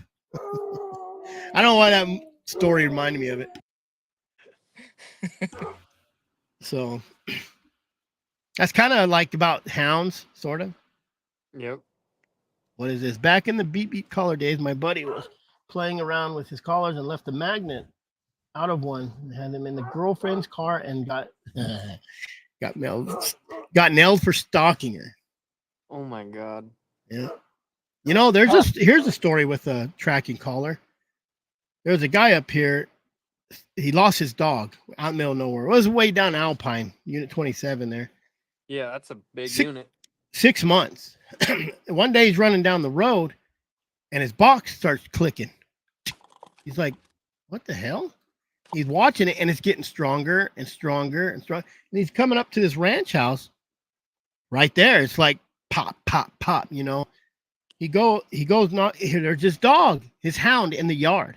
He goes up and says, hey, that's my dog. I go, nope, that's my dog. I've had that dog for a long time. He goes, no. So he ended up calling sheriff or warden, and they show up, and the collar's hanging in the shed, but the guy didn't know that you had to put a magnet in it. And that collar, 6 months later, because it's probably a good battery, Johnson, you know. Collars have like 10,000 hours. They do now, bigger than that now. They're out of control. Yeah. Like 30,000. So, and that's a year. Oh, you know what I mean? That's a good year. So driving by, and there he found it. So that's awesome. Why people still don't use those as a backup? Yeah. And I know they say there is some interference. I don't know. I haven't tried it. All mine are. I got to send mine in. But yeah, I've got 4 that I got to get sent in to get refurbished. Man, I got about 20 of them because people sold them. I was buying like 4 or 5 with the box for $10 or for $400. You know what I mean? Yeah. Keep there for a while. Mm-hmm. Yeah, I got 16,000 hours. I got the old Maxim tracker. Yep. 16,000 hours. That's pretty fucking cool. Yeah, that's out of control there. I mean, you could track your old lady for a long time. See, what you got to do is you got to figure out how to put a resistor in line on the 12 volt, and then you just wire it right into the collar, and anytime she turns the truck on, it just automatically comes on. Starts clicking up. Mm-hmm. Or it's always hardwired, and it's never going to run that truck battery down. It's just always transmitting. I got to go do my dog. I have to jump down off this. All righty.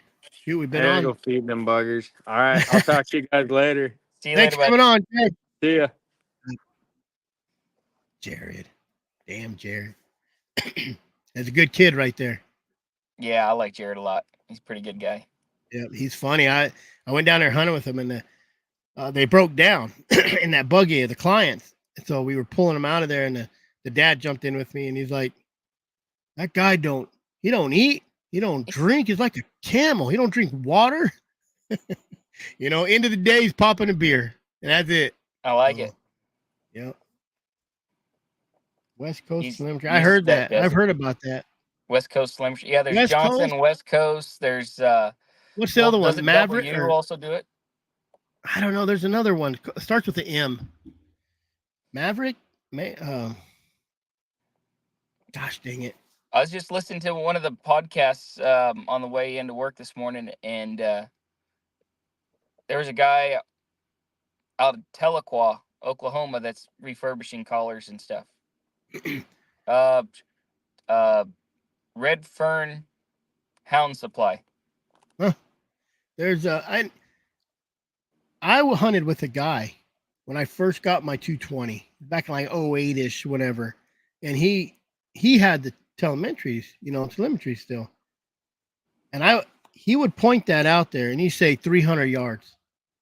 I'm all, God almighty, he's right. It was close. Mm-hmm. You know, they're about 800 yards out. I'm all, well, you can tell by the strength. Yeah, damn, good at it. That guy, that's all he used. You know, I never got that good, but I could tell. Yeah, I had the Maxima Magnum tracker, mm-hmm. and you have a rheostat on there, and it can adjust the strength of of it, and it can tell you if you get good at it. So, all right, if they're at a mile and I turn this down to 6 and I lose service or I lose the beep at 6, then I know that's where it is at a mile. Yeah. So Yeah. you just have to get to That where you remember that. that's a lost art. That's Is. an art form. That is Yeah. a lost art form. When it comes to hounds, that people should really be using those still just to keep tune, because someday. Well, so there's still there's issues with the Garmin, right? So what you can do is if you lose connectivity with the dog, but you're still getting GPS communication with it, or you lose GPS communication, but you're still getting service and it's not tracking because it's the GPS communication, you can get in the general area, because you know where they were going. If you pull the antenna and you just keep going in that direction until you start getting stronger or weaker signal, it's either that direction or the opposite direction. And you can get, and I don't know, I've never tried it to see how far it'll work without an antenna on it for Yeah. having, because what you're doing is you go to you go into each dog, like the dog list, and you click on the dog and it shows the strength of your connectivity and the strength of your GPS signal. Excuse me. So yeah, you just pull the antenna, and you just got your hand held, and you just walk the last direction you knew until you start getting connectivity, and then you're going to be within, say, I don't know exactly, but we'll call it like 300 yards. Yeah. So once you start to get service with that or connectivity, then you can walk one direction and see if it gets stronger, and then turn it a 90-degree angle and walk away, and then that'll let you know if you're getting stronger or weaker, and it'll give you got to triangulate. Yeah. And eventually you'll be able to get within, whatever distance and have full service without the antenna. So There's a way too, and I wanted to bring this guy on, that you're using your ham radio, your little radio in your truck, everybody's using to pick up your callers too. no kidding. Yeah, and I think he was saying For the do it telemetry or Garmin? for the Garmin. Really? He knows how to use that.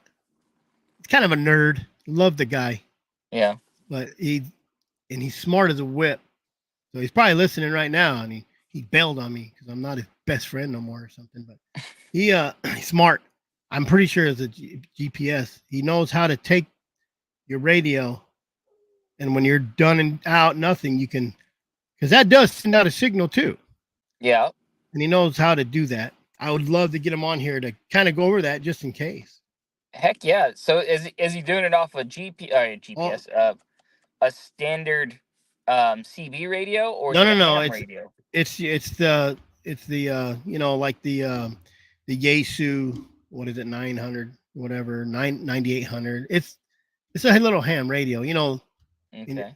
or I don't know if you could do it with the Marine, but or your like your Bofang. Yeah, Bofang's okay. Something that's programmable, digital. Yes. You can program a frequency. So with your older radios, you have the rheostats and the old dial up, right? So you can adjust the frequency. So that would work too, but you'd have to know the frequencies of your callers. Yeah. Who's this guy? Who's this Bradley Mason guy? Where'd Ryan Bailey go? War dial for Garmin. What's war dial? Chris, I think he's still trying to work some of the bugs out. I don't know. What is it, Bradley? Here, if I turn my phone sideways, does that mess up my picture? No, it gets it bigger. Okay. There you go. That's what I was wondering. Turn it the wrong way. Why is it so dark down in south? Oh, it's dark here. Never mind. I guess it's dark outside. Yeah, I'm a little bit further west right now. Well, he was in the dark out there. Yeah. So, Aaron, what is war dial? Tell us. And I think he is still working out some of the bugs out of it, but he'll figure it out. He got in the ham radios and all that fun stuff. He even has his FCC license. Oh, well, you have to have a ham radio legally. I haven't had one. Man, we had our CBs juiced those FCC guys in the 90s, they would drive around with their little antenna trying to find where you were, because we were sidebanding it, and we cut our buffers. Like we were putting out some watts, and plus we had the linear 100, 150, 300 watt linear in your truck, just enough where it wouldn't kill your battery, you know. And we would talk. I talked to Honolulu. You know, I had a unit in Bearcat, and I would talk to California, Texas. I have a Galaxy 88, and I'd get up on a hill with my whip antenna. And I've talked to Honolulu before. That's impressive. Yeah, so they legally want you to have a freaking FCC license. You're supposed to. Anything over 2 watts, right? I don't know what the threshold is, but I know I think it's stupid. Yeah, that's why I got that. I don't have the Bofang. I have a different rate on it. It can go 10 watts. It's okay. It's a weird name. Japanese. Gigawatts? No, the name of the radio. Oh. Weird. Well, what is it that the doc said in Back to the Future? 10,000 gigawatts or gigawatts. My flux capacitor. Yeah. Wording is a technique to automatically scan a list of telephone numbers, usually dialing every number in a local area code to search. So it's a scanner. Yep. Listen here. There's a lot of different names on here. Old school. Freaking turn. Okay. Hacking. He's smart. He's a smart cookie. So I need to work some of the bugs out. What else we got? Man, what else can we talk about tonight? We've been on for 2 hours. Eh. We did hit the points I said we were going to talk about, so we can talk about anything else. Yeah. Oh, you know, you wanted to talk about the mine thing. Oh, yeah. That's why I brought you on. Yeah. People who hunt around mines, and some of these, Nevada has mines, California, Arizona's real bad about it. I'm sure New Mexico got some. Arizona has a lot of mines. Yeah. And so I was hunting in an area that has a bazillion mines. So in a 5 square mile area, I think there's at least 40 mines. That I personally laid eyes on and messed around with, right? And then you get those vertical shafts. There's a couple different types. There you got a glory hole, which is just a dig. They just punch a hole in a random spot based off of their theories. Back then it was color. Yep. There's red dirt there. There's gold. Yeah, so they're hoping to find a vein of whatever they're wanting to look for, right? And then you get into a horizontal shaft, and sometimes they'll have vertical shafts that go down or even up. And I've seen them both. Well, I was out hunting, I don't know, about 3 weeks ago now, and I cut a lion track about 11:30 at night, put out on it. It was old enough that the dogs wouldn't take it right away, but then again, I hadn't let the dogs clean out. I just started hunting dark, so I walk the dogs up it, dogs clean out. I get them about a quarter mile up, and they really start to buckle down on it, and they take off moving it. I sit there and listen to them until they go out of sight. So they dropped off in a canyon, or they went over a ridge and dropped off into a canyon, and I lost them. So I hopped back in the truck, and I backtracked, and I got around in front of them, and I was able to park what I didn't know was about 200 yards, 150 yards from where they ended up going by. And as I was parking, I think that lion was running past me. So they got it jumped. It was in that draw that canyon they went down, that wash. And he basically headed directly west. So as he's heading west, I park, and then I got out in front of him, parked, and then I hear him going along the mountainside. I'm right at the foot of the mountain.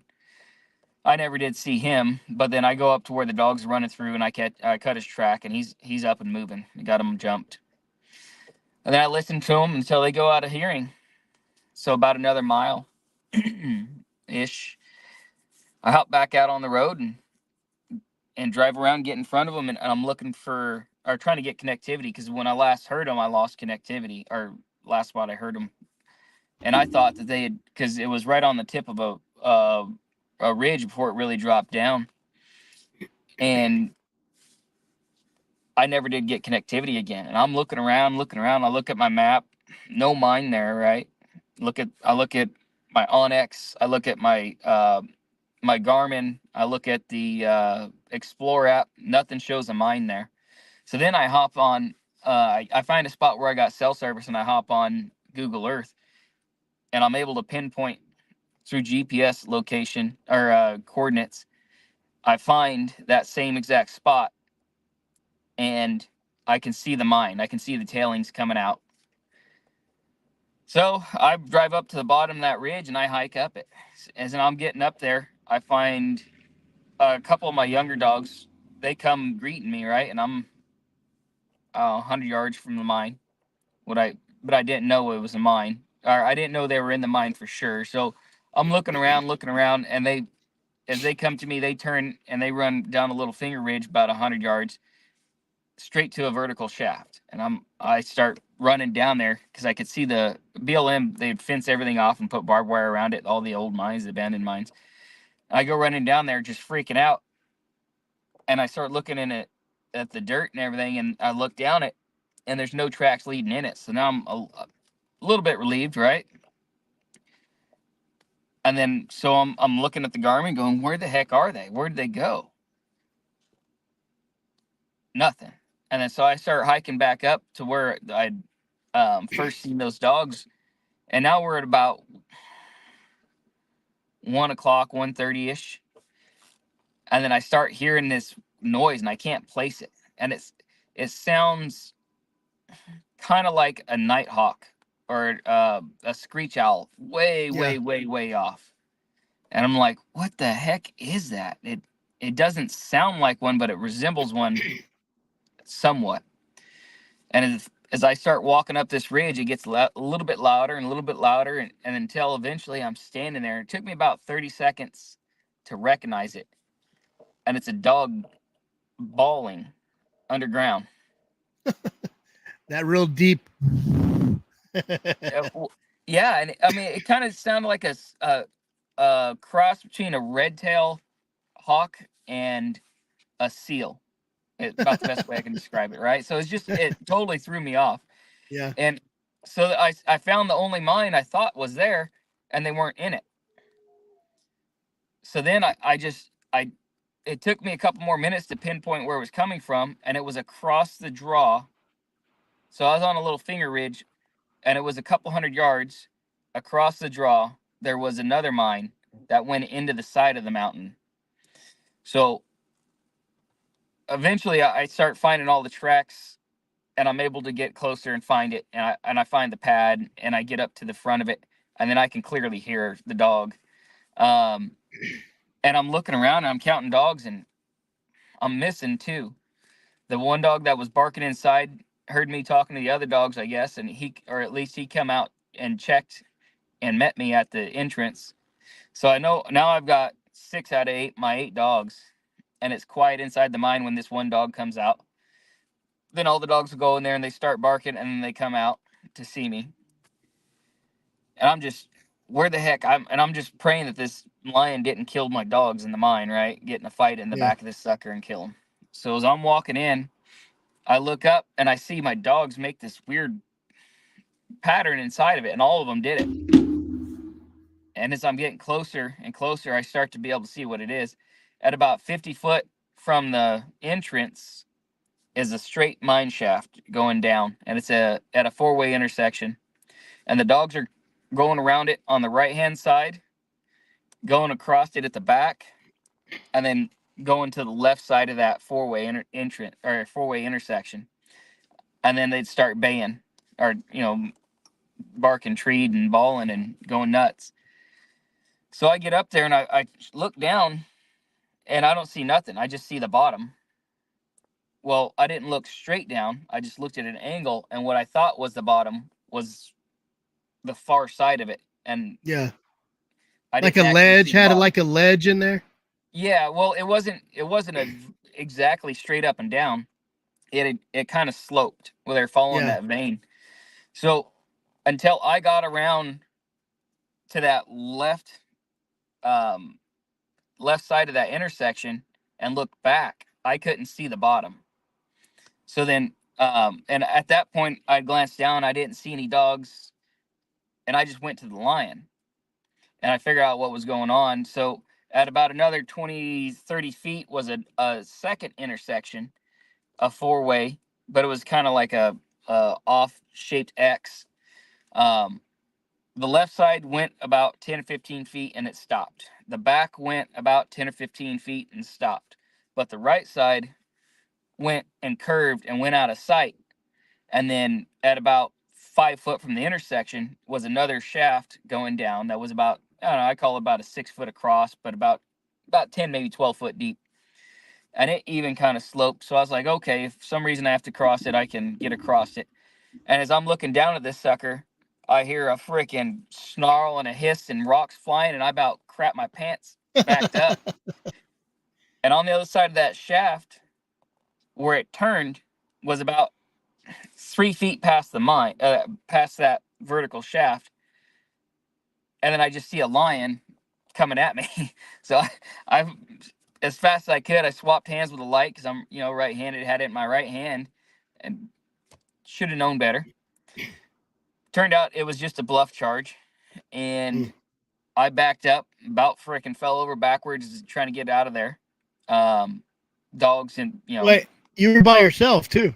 Yep, all by myself. I usually hunt by myself anyways, but if I'm not, I've got my kids with me, and thankfully I had it. It was a night hunt, so I didn't take my kids with me. So after I got my bearings back and got the nerve up, I was able to go over there and check it out. And I've been texting a buddy, telling him that I was going out there because I've been trying to get him a lion for a little over a year now, and it just hasn't happened. And I told him I was going hunting, and then I told him I cut a track, and he hasn't been answering.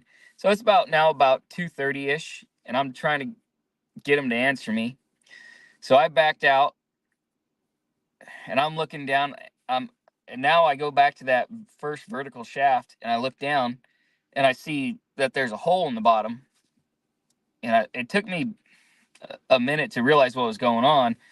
It's about 20 foot down was a wooden platform, mostly covered in rock, and then there was a middle board. So it's like 2x12s that they'd laid down and made a floor out of. Well, the middle board was missing, and then I had to put my flashlight on high beam to look through it, and I could see the bottom. So there was that wooden floor at about 20 foot, and then I guess about another 20 foot down was another floor. And I still didn't see anything. So I backed out, went and got my, right at the mouth of the mine, I could get cell service. I texted the wife and my buddy, let them know, hey, this is where I'm at. This is what's going on. I'm missing 2 dogs. There's a vertical shaft with a hole in the bottom. I'm thinking that they fell through, but I couldn't see them. I'm going back in.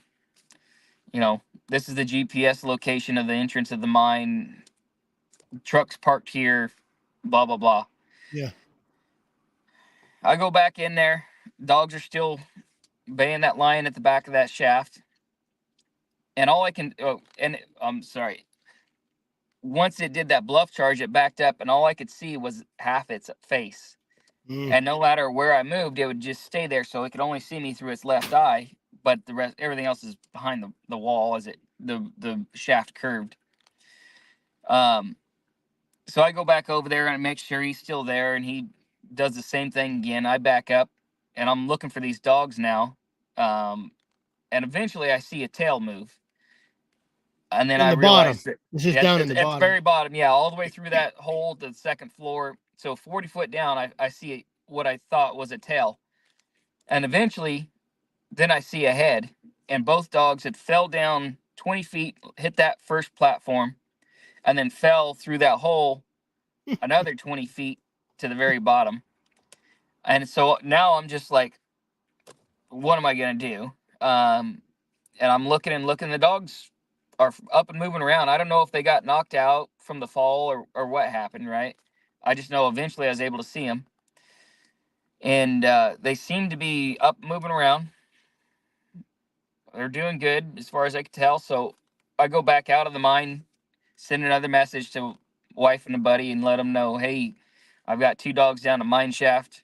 It's about 40 plus foot down. I don't have any rope. Yeah, and his name's Eric. I said, and I text Eric, hey, if you're coming, let me know. I need supplies, kind of thing. He never replied. He ended up messaging me about like 4:30 ish, saying that he's in Northern California turkey hunting. So I was like, oh, all right, well, that's out of the. That was after it ended up being after I killed the lion, because about 3 o'clock I'm like, all right, I need to get this done now, and I need to get these dogs out. Once I realized they were down in that shaft, so I go in and I get the cat killed, and the dogs are wanting to get a hold of it, so I ended up getting the cat out. In order to get him out, I went to the front of that mine where they had barbed wired it off, and I took 2 pieces off the little fence they made and wired them together and used that to drag him to that vertical shaft. That's the shallower one. Lowered him down to that, drug him across it, and then hoisted him out. Got him onto the other side. I was able to I took the wire back off, and then I was able to just get him on my shoulders and stand up and carry him out, take him out to the front of the mine, and that kept all the dogs from wanting to go in and out, and which I was afraid they were going to fall down that shaft. Yeah. So I after I got him out, I kept all the rest of the dogs from coming back in. I went in there and I surveyed the situation. There's a short ladder that came up about 8 or 10 feet from that middle platform, and then it stopped. But there was another piece of a ladder that was in that small shaft where the lion was, and I was able to get that, but it wouldn't reach that second piece of ladder that was down in the hole. So what I decided to do is I laid it across the top of that shaft. It had been framed in so that when they had ladders going in and out, they had somewhere to nail all the wood to. So there was a good like 6x6 beam frame that was all the way around the top of that vertical shaft. Yeah. I'm a mile from the truck now, and I got nothing. I searched all the mine legs trying to find something in there, maybe some I could build something out of to climb up and down on, something. I couldn't find anything. So I decided my only option was I was going to hike back out to the truck, drive to town, and start looking for some rope. How far did you park from the mine? About a mile. Oh, It's dark. like dark. just that, huh? In the dark. Oh yeah. No, this is at about. It's now like after I got it killed right around 3 a.m. And so I hike out back to the truck. I get to the truck. All said and done, I got back to the truck at about 4 because it's in the snow, and it's about an 800-foot elevation gain from the truck to the mine in 1 mile. So I was going slow, being careful. Rocky as all get out. On the way out, I was able to find a road that led almost right to the mine, and I hiked it down and down to the creek bed.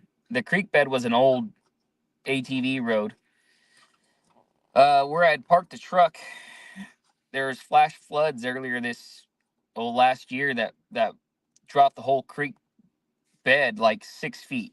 So what was a road across was now a 6-foot cut bank, but still had a little bit of a slope where it sloughed off.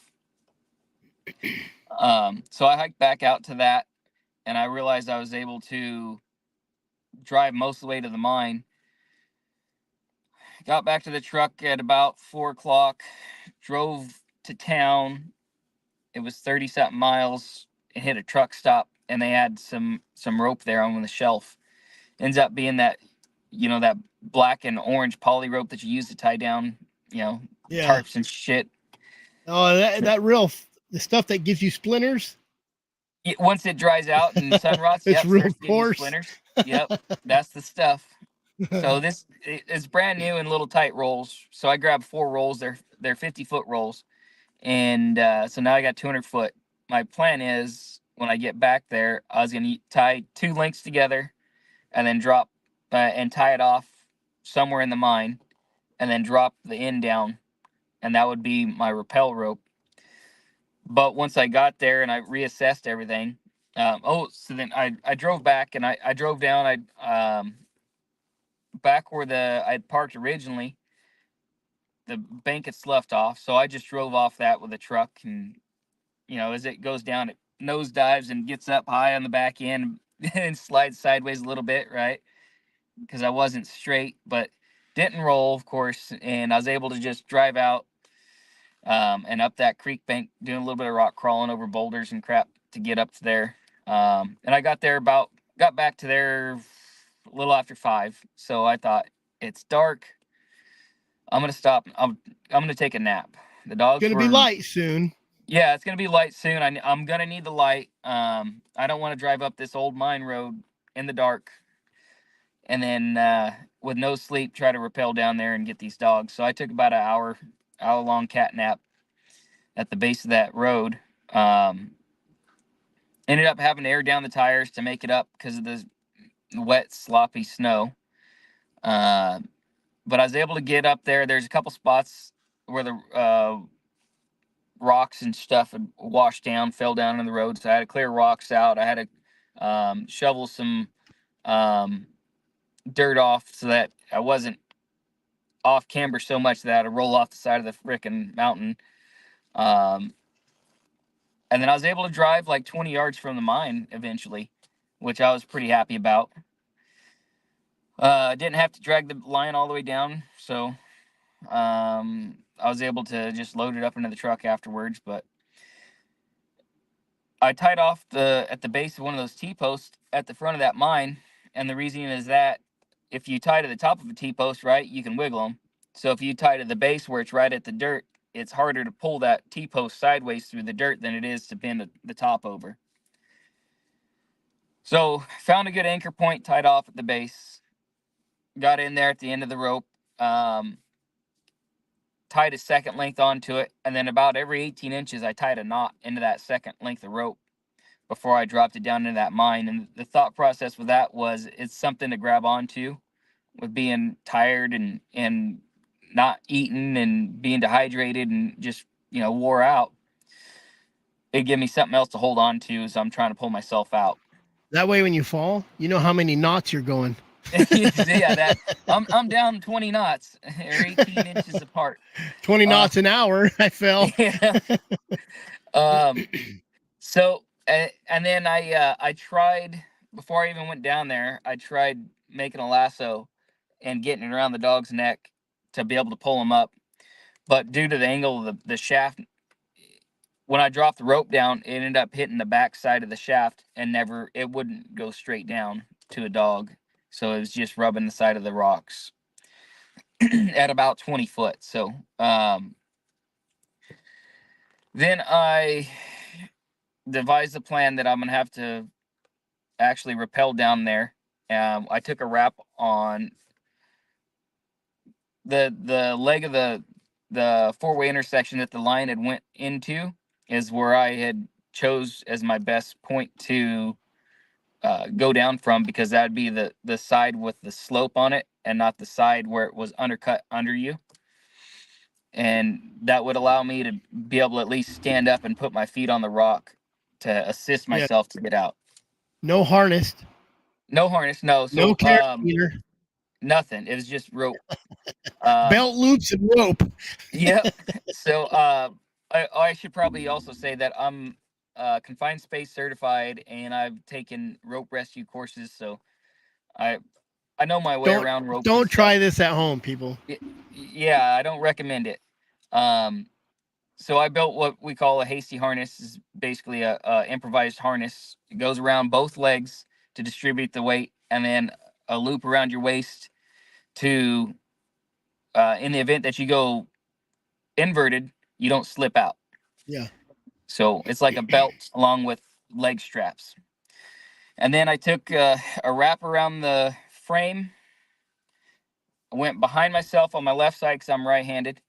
Went underneath my left leg from behind me, up in front of me and then across my left hip, and that's for friction.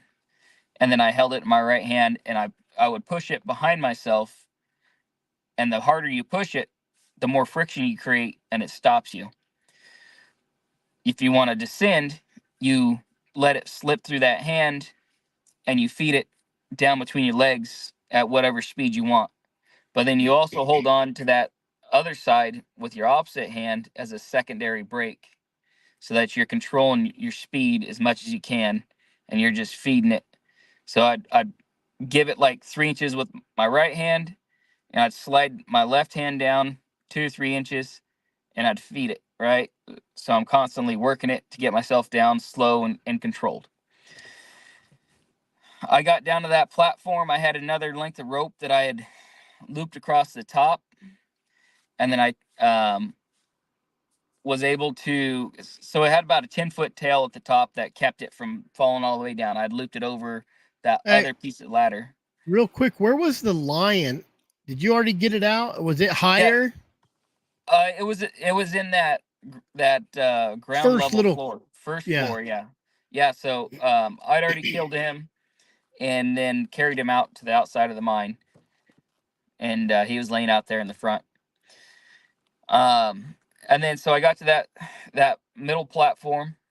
At that point, I was able to get centered on it and make a slip knot and slip it around the dog's neck down there at that bottom platform. And then I pulled it tight and then lifted the dogs out one by one. So I got them up to that platform, and now it's probably pushing 7:30 in the morning. So they've been in there for over, around 5 hours. Yeah. So, and the reason I felt comfortable going down there at that point was because I had extra rope. People knew where I was going to be, and the dogs had been down there long enough that if there was some kind of a gas and it was going to kill me, it would have already killed them, Yeah. right? So if there was like some kind of methane or whatever in the mine that's pooled in that low spot, the dogs would have been the canary in the mine. Yep. So I felt okay going down there. Got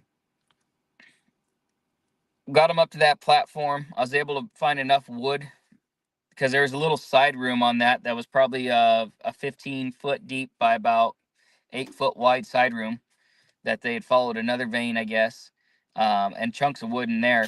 I took and laid over that hole so the dogs didn't fall down again. And then I was able to flip that rope up until that tail section that I had left looped at the top came back down to me, and I tied both tail ends of that rope to each dog. And so when I climbed out, I did the opposite of what I did. I used that rope with the knots, left hand, to pull myself up as I was assisting myself on the jagged rock edges of the side that I was able to come down, and my right hand at the same time. So I pulled myself up, pull my slack, hold tension, and then do it again. And it wasn't an ideal setup, and it was very strenuous. Rudimentary. We'll just say rudimentary. Yeah. So I had my main working line, I had my safety line, and I felt safe enough that I could do it. Got up to the top, and the only way to get out was just to do a muscle up. And being as tired as I was, that wasn't easy either. Almost face planted in a freaking pack rat poop pile. Full of cactus. Yeah. So all that. It was fantastic. So then I got up to the top, and I was able to turn around and grab. By that time, the dogs had twisted up again. So I untwisted it, and I was able to pull each dog up to the top and put them on the right side of the mine, so they didn't, or the shaft, so they didn't fall down again. And I was able to clean up everything and get out of there by about 8 o'clock, I think. But you're a houndsman. Why would you even care about your dogs? Oh yeah, it's just my freaking other kids. When you got down there, did they act like they haven't seen you for about 3 years? Oh Were they gosh, yeah, they're happy? just whining and just Tails happy to see me. Yep. Trying to jump up and lick me. as you're hanging, dangling around. Well, Hey, do no. you So at think? that point, I was on basically solid ground. That platform was like 2x12s. Yeah. So it's 2x12s spanned across another wooden frame that had beams coming up from the very bottom. So it was like 20-foot tall beams, 6x6s, that had another 6x6 frame built over the top of those, and they put 2x12s to make a platform. Well, at some point, I imagine a rock fell and busted that middle 2x12 out, Uh, and This that's ain't that's what the dogs fell down. this ain't a recent mine either. This is 100-year-old mine, Oh yeah, no, there's like square nails and stuff in this thing. hand Yep. forged. Yeah, no, absolutely, right. And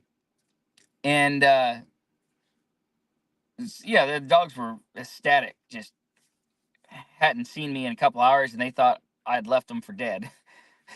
Oh, I bet. Yeah, well, you left, right? But yeah, I had to leave. I had And to you drive to shot town the lion. like You 30 shot something the lion, miles. and then you left. So they're probably like, "Damn, Yeah, he just left us. wait, Yep. wait a minute. We But caught this lion. Where are you going?" right. So before I left, I turned on their lights and their collar. So, about the time that I lost them, I had realized that I had forgotten to turn their collar lights on. So I started turning their lights on. So I'd gotten about half the dogs' lights turned on, and half of them didn't have lights on, and two that fell down didn't have lights. Ah, So of course. yeah, so I felt pretty bad about that. And the only damage is they caught a couple nails, had a couple Yeah, for little. the younger dog. So in the video where the video that I posted, you can see where my That's right. light was sitting. Yeah.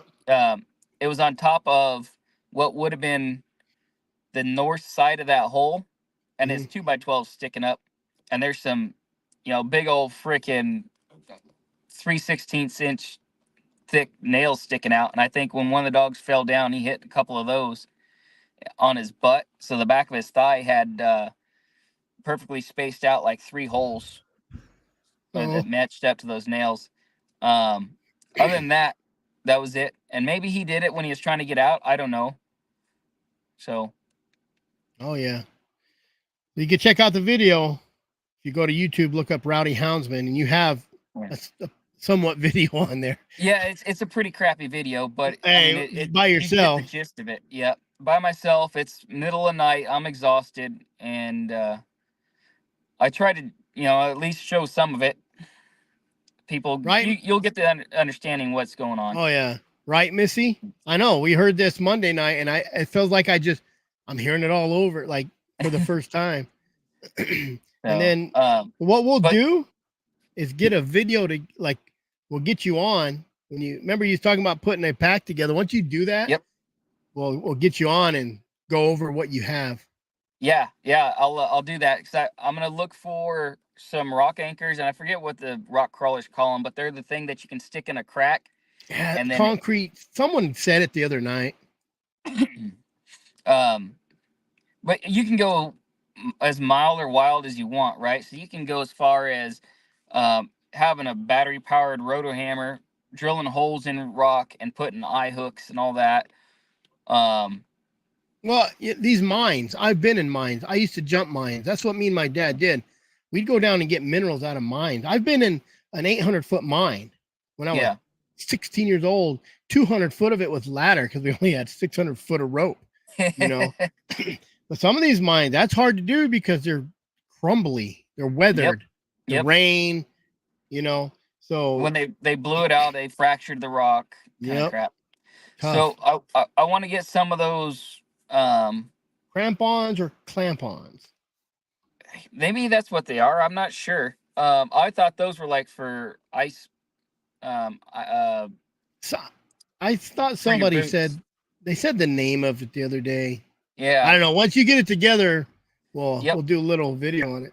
Yep. So I'd like to have 250-foot ropes, one for a working line, meaning myself, one as a safety line, and then a full harness. I want to get, of course, a bunch of carabiners because you can use those for all kinds of stuff. Six, an 8-plate, and a cinder. I forget what they are or what their real name is, but basically it's a handle. You put it on your rope and you lock it in. You lift it up, and it locks down, and you're able to pull yourself up with a strap underneath you too. So it's like you slide it up on the rope. You got a webbing that comes down. You put your foot into it. You stand up and pull yourself up at the same time. Reset your Prusix. Let yourself down. Stick that thing back up as far as you can reach, or comfortably pull yourself up in one shot, and you just keep doing that. So in the event that you're like having to get vertically up or go vertically straight vertically, and there's nothing to hold on to, lift yourself. It gives you a way to lift yourself up. Your Prusix, they're your That the brakes. belay device. So a belay device is that's a that takes out the slack, right? So what it is it's a brake. It's for like lowering someone down. Climbing cams. And then so those things are kind of like cams. So you push a button and they line up, and you let the button go and they expand, kind of thing, in a hole. Yeah. So you can put those in like cracks and stuff in the rocks, and that would be your anchor points for like your change of directions, your main anchor, whatever. And then I need to get a full harness. I want to get a couple harnesses for the dogs. Now, could you have fished those dogs out of there? If I would have had, say, without hurting a pole, if I had a telescoping pole like some fox guys carry, I might have been able to hold that rope out there long enough with a loop on it that one of the dogs accidentally stepped into it, and I was able to get a good good enough bite on the dog that I could lift him out. Then maybe. Because you could get down to that first platform, right? Yep. And then you could have maybe snaked them up. Yeah, and that's what I did. I was able to rope them and then lift them up to that first platform. Gotcha. So, Granger for the 150 safety rope. I think that's where I bought a lot of my stuff. Yeah, and it's gonna be an expensive pack to put together, but eventually I'm gonna, over this whole summer, or whenever I got a spare $100 here, $200 there, I'll buy parts for it and put it together. But I want to put together like a backpack that's gonna have a helmet, maybe 2 helmets if I got somebody with me that's gonna help me, a second harness, and enough rope at least for one person to go down with enough webbing to pick up a dog and either strap it to myself or get it set up so that I could, with a change of direction from where I'm at, lift the dog up to wherever they're safe. Even if it's like 150 foot, I'd like to have enough rope where I'm able to do something like that, just because you never know what kind of bluff system you're going to be on. And I'd like to have a setup so that, anyone in the general area, if something happens, they can give me a call. And I'll come help them out, is what I would like to do. Just because how often sometimes once a year you hear about it. Sometimes it's every other year, whatever, that people get dogs in a mine or on a rock ledge. And we've all heard about stories, people having to call rock climbers and pay rock climbers to come get their dogs off of a ledge. Yeah. Well, if I can do it and say, hey, all you got to do is pay for my fuel and buy me lunch. buy me some dog food, man. Yeah, fuel and a bag of dog food, whatever. If I can help somebody out, then I'd like to help somebody out. He's calling you a pussy. Well, I am. So there's that. Hey, some of them Lee brothers died from mistakes. Right. One was a bullet and one was a horse, right? Mule. Oh, I didn't hear about the mule, but I knew one got shot at a tree. One got shot, and I thought one got in an accident. Maybe it was It's possible. I don't doubt it. I don't remember. I have to ask Brett. Brett would know. Oh yeah, he's good with all the historical stuff. Mm-hmm. But yeah, I'd like to get a. Yes, he got a lab off a ledge last year. Yeah, exactly. It's and a lot of times if you can just get that dog, say, some water or food, they're gonna be good for a day or two until someone can get there that has the equipment to get them out.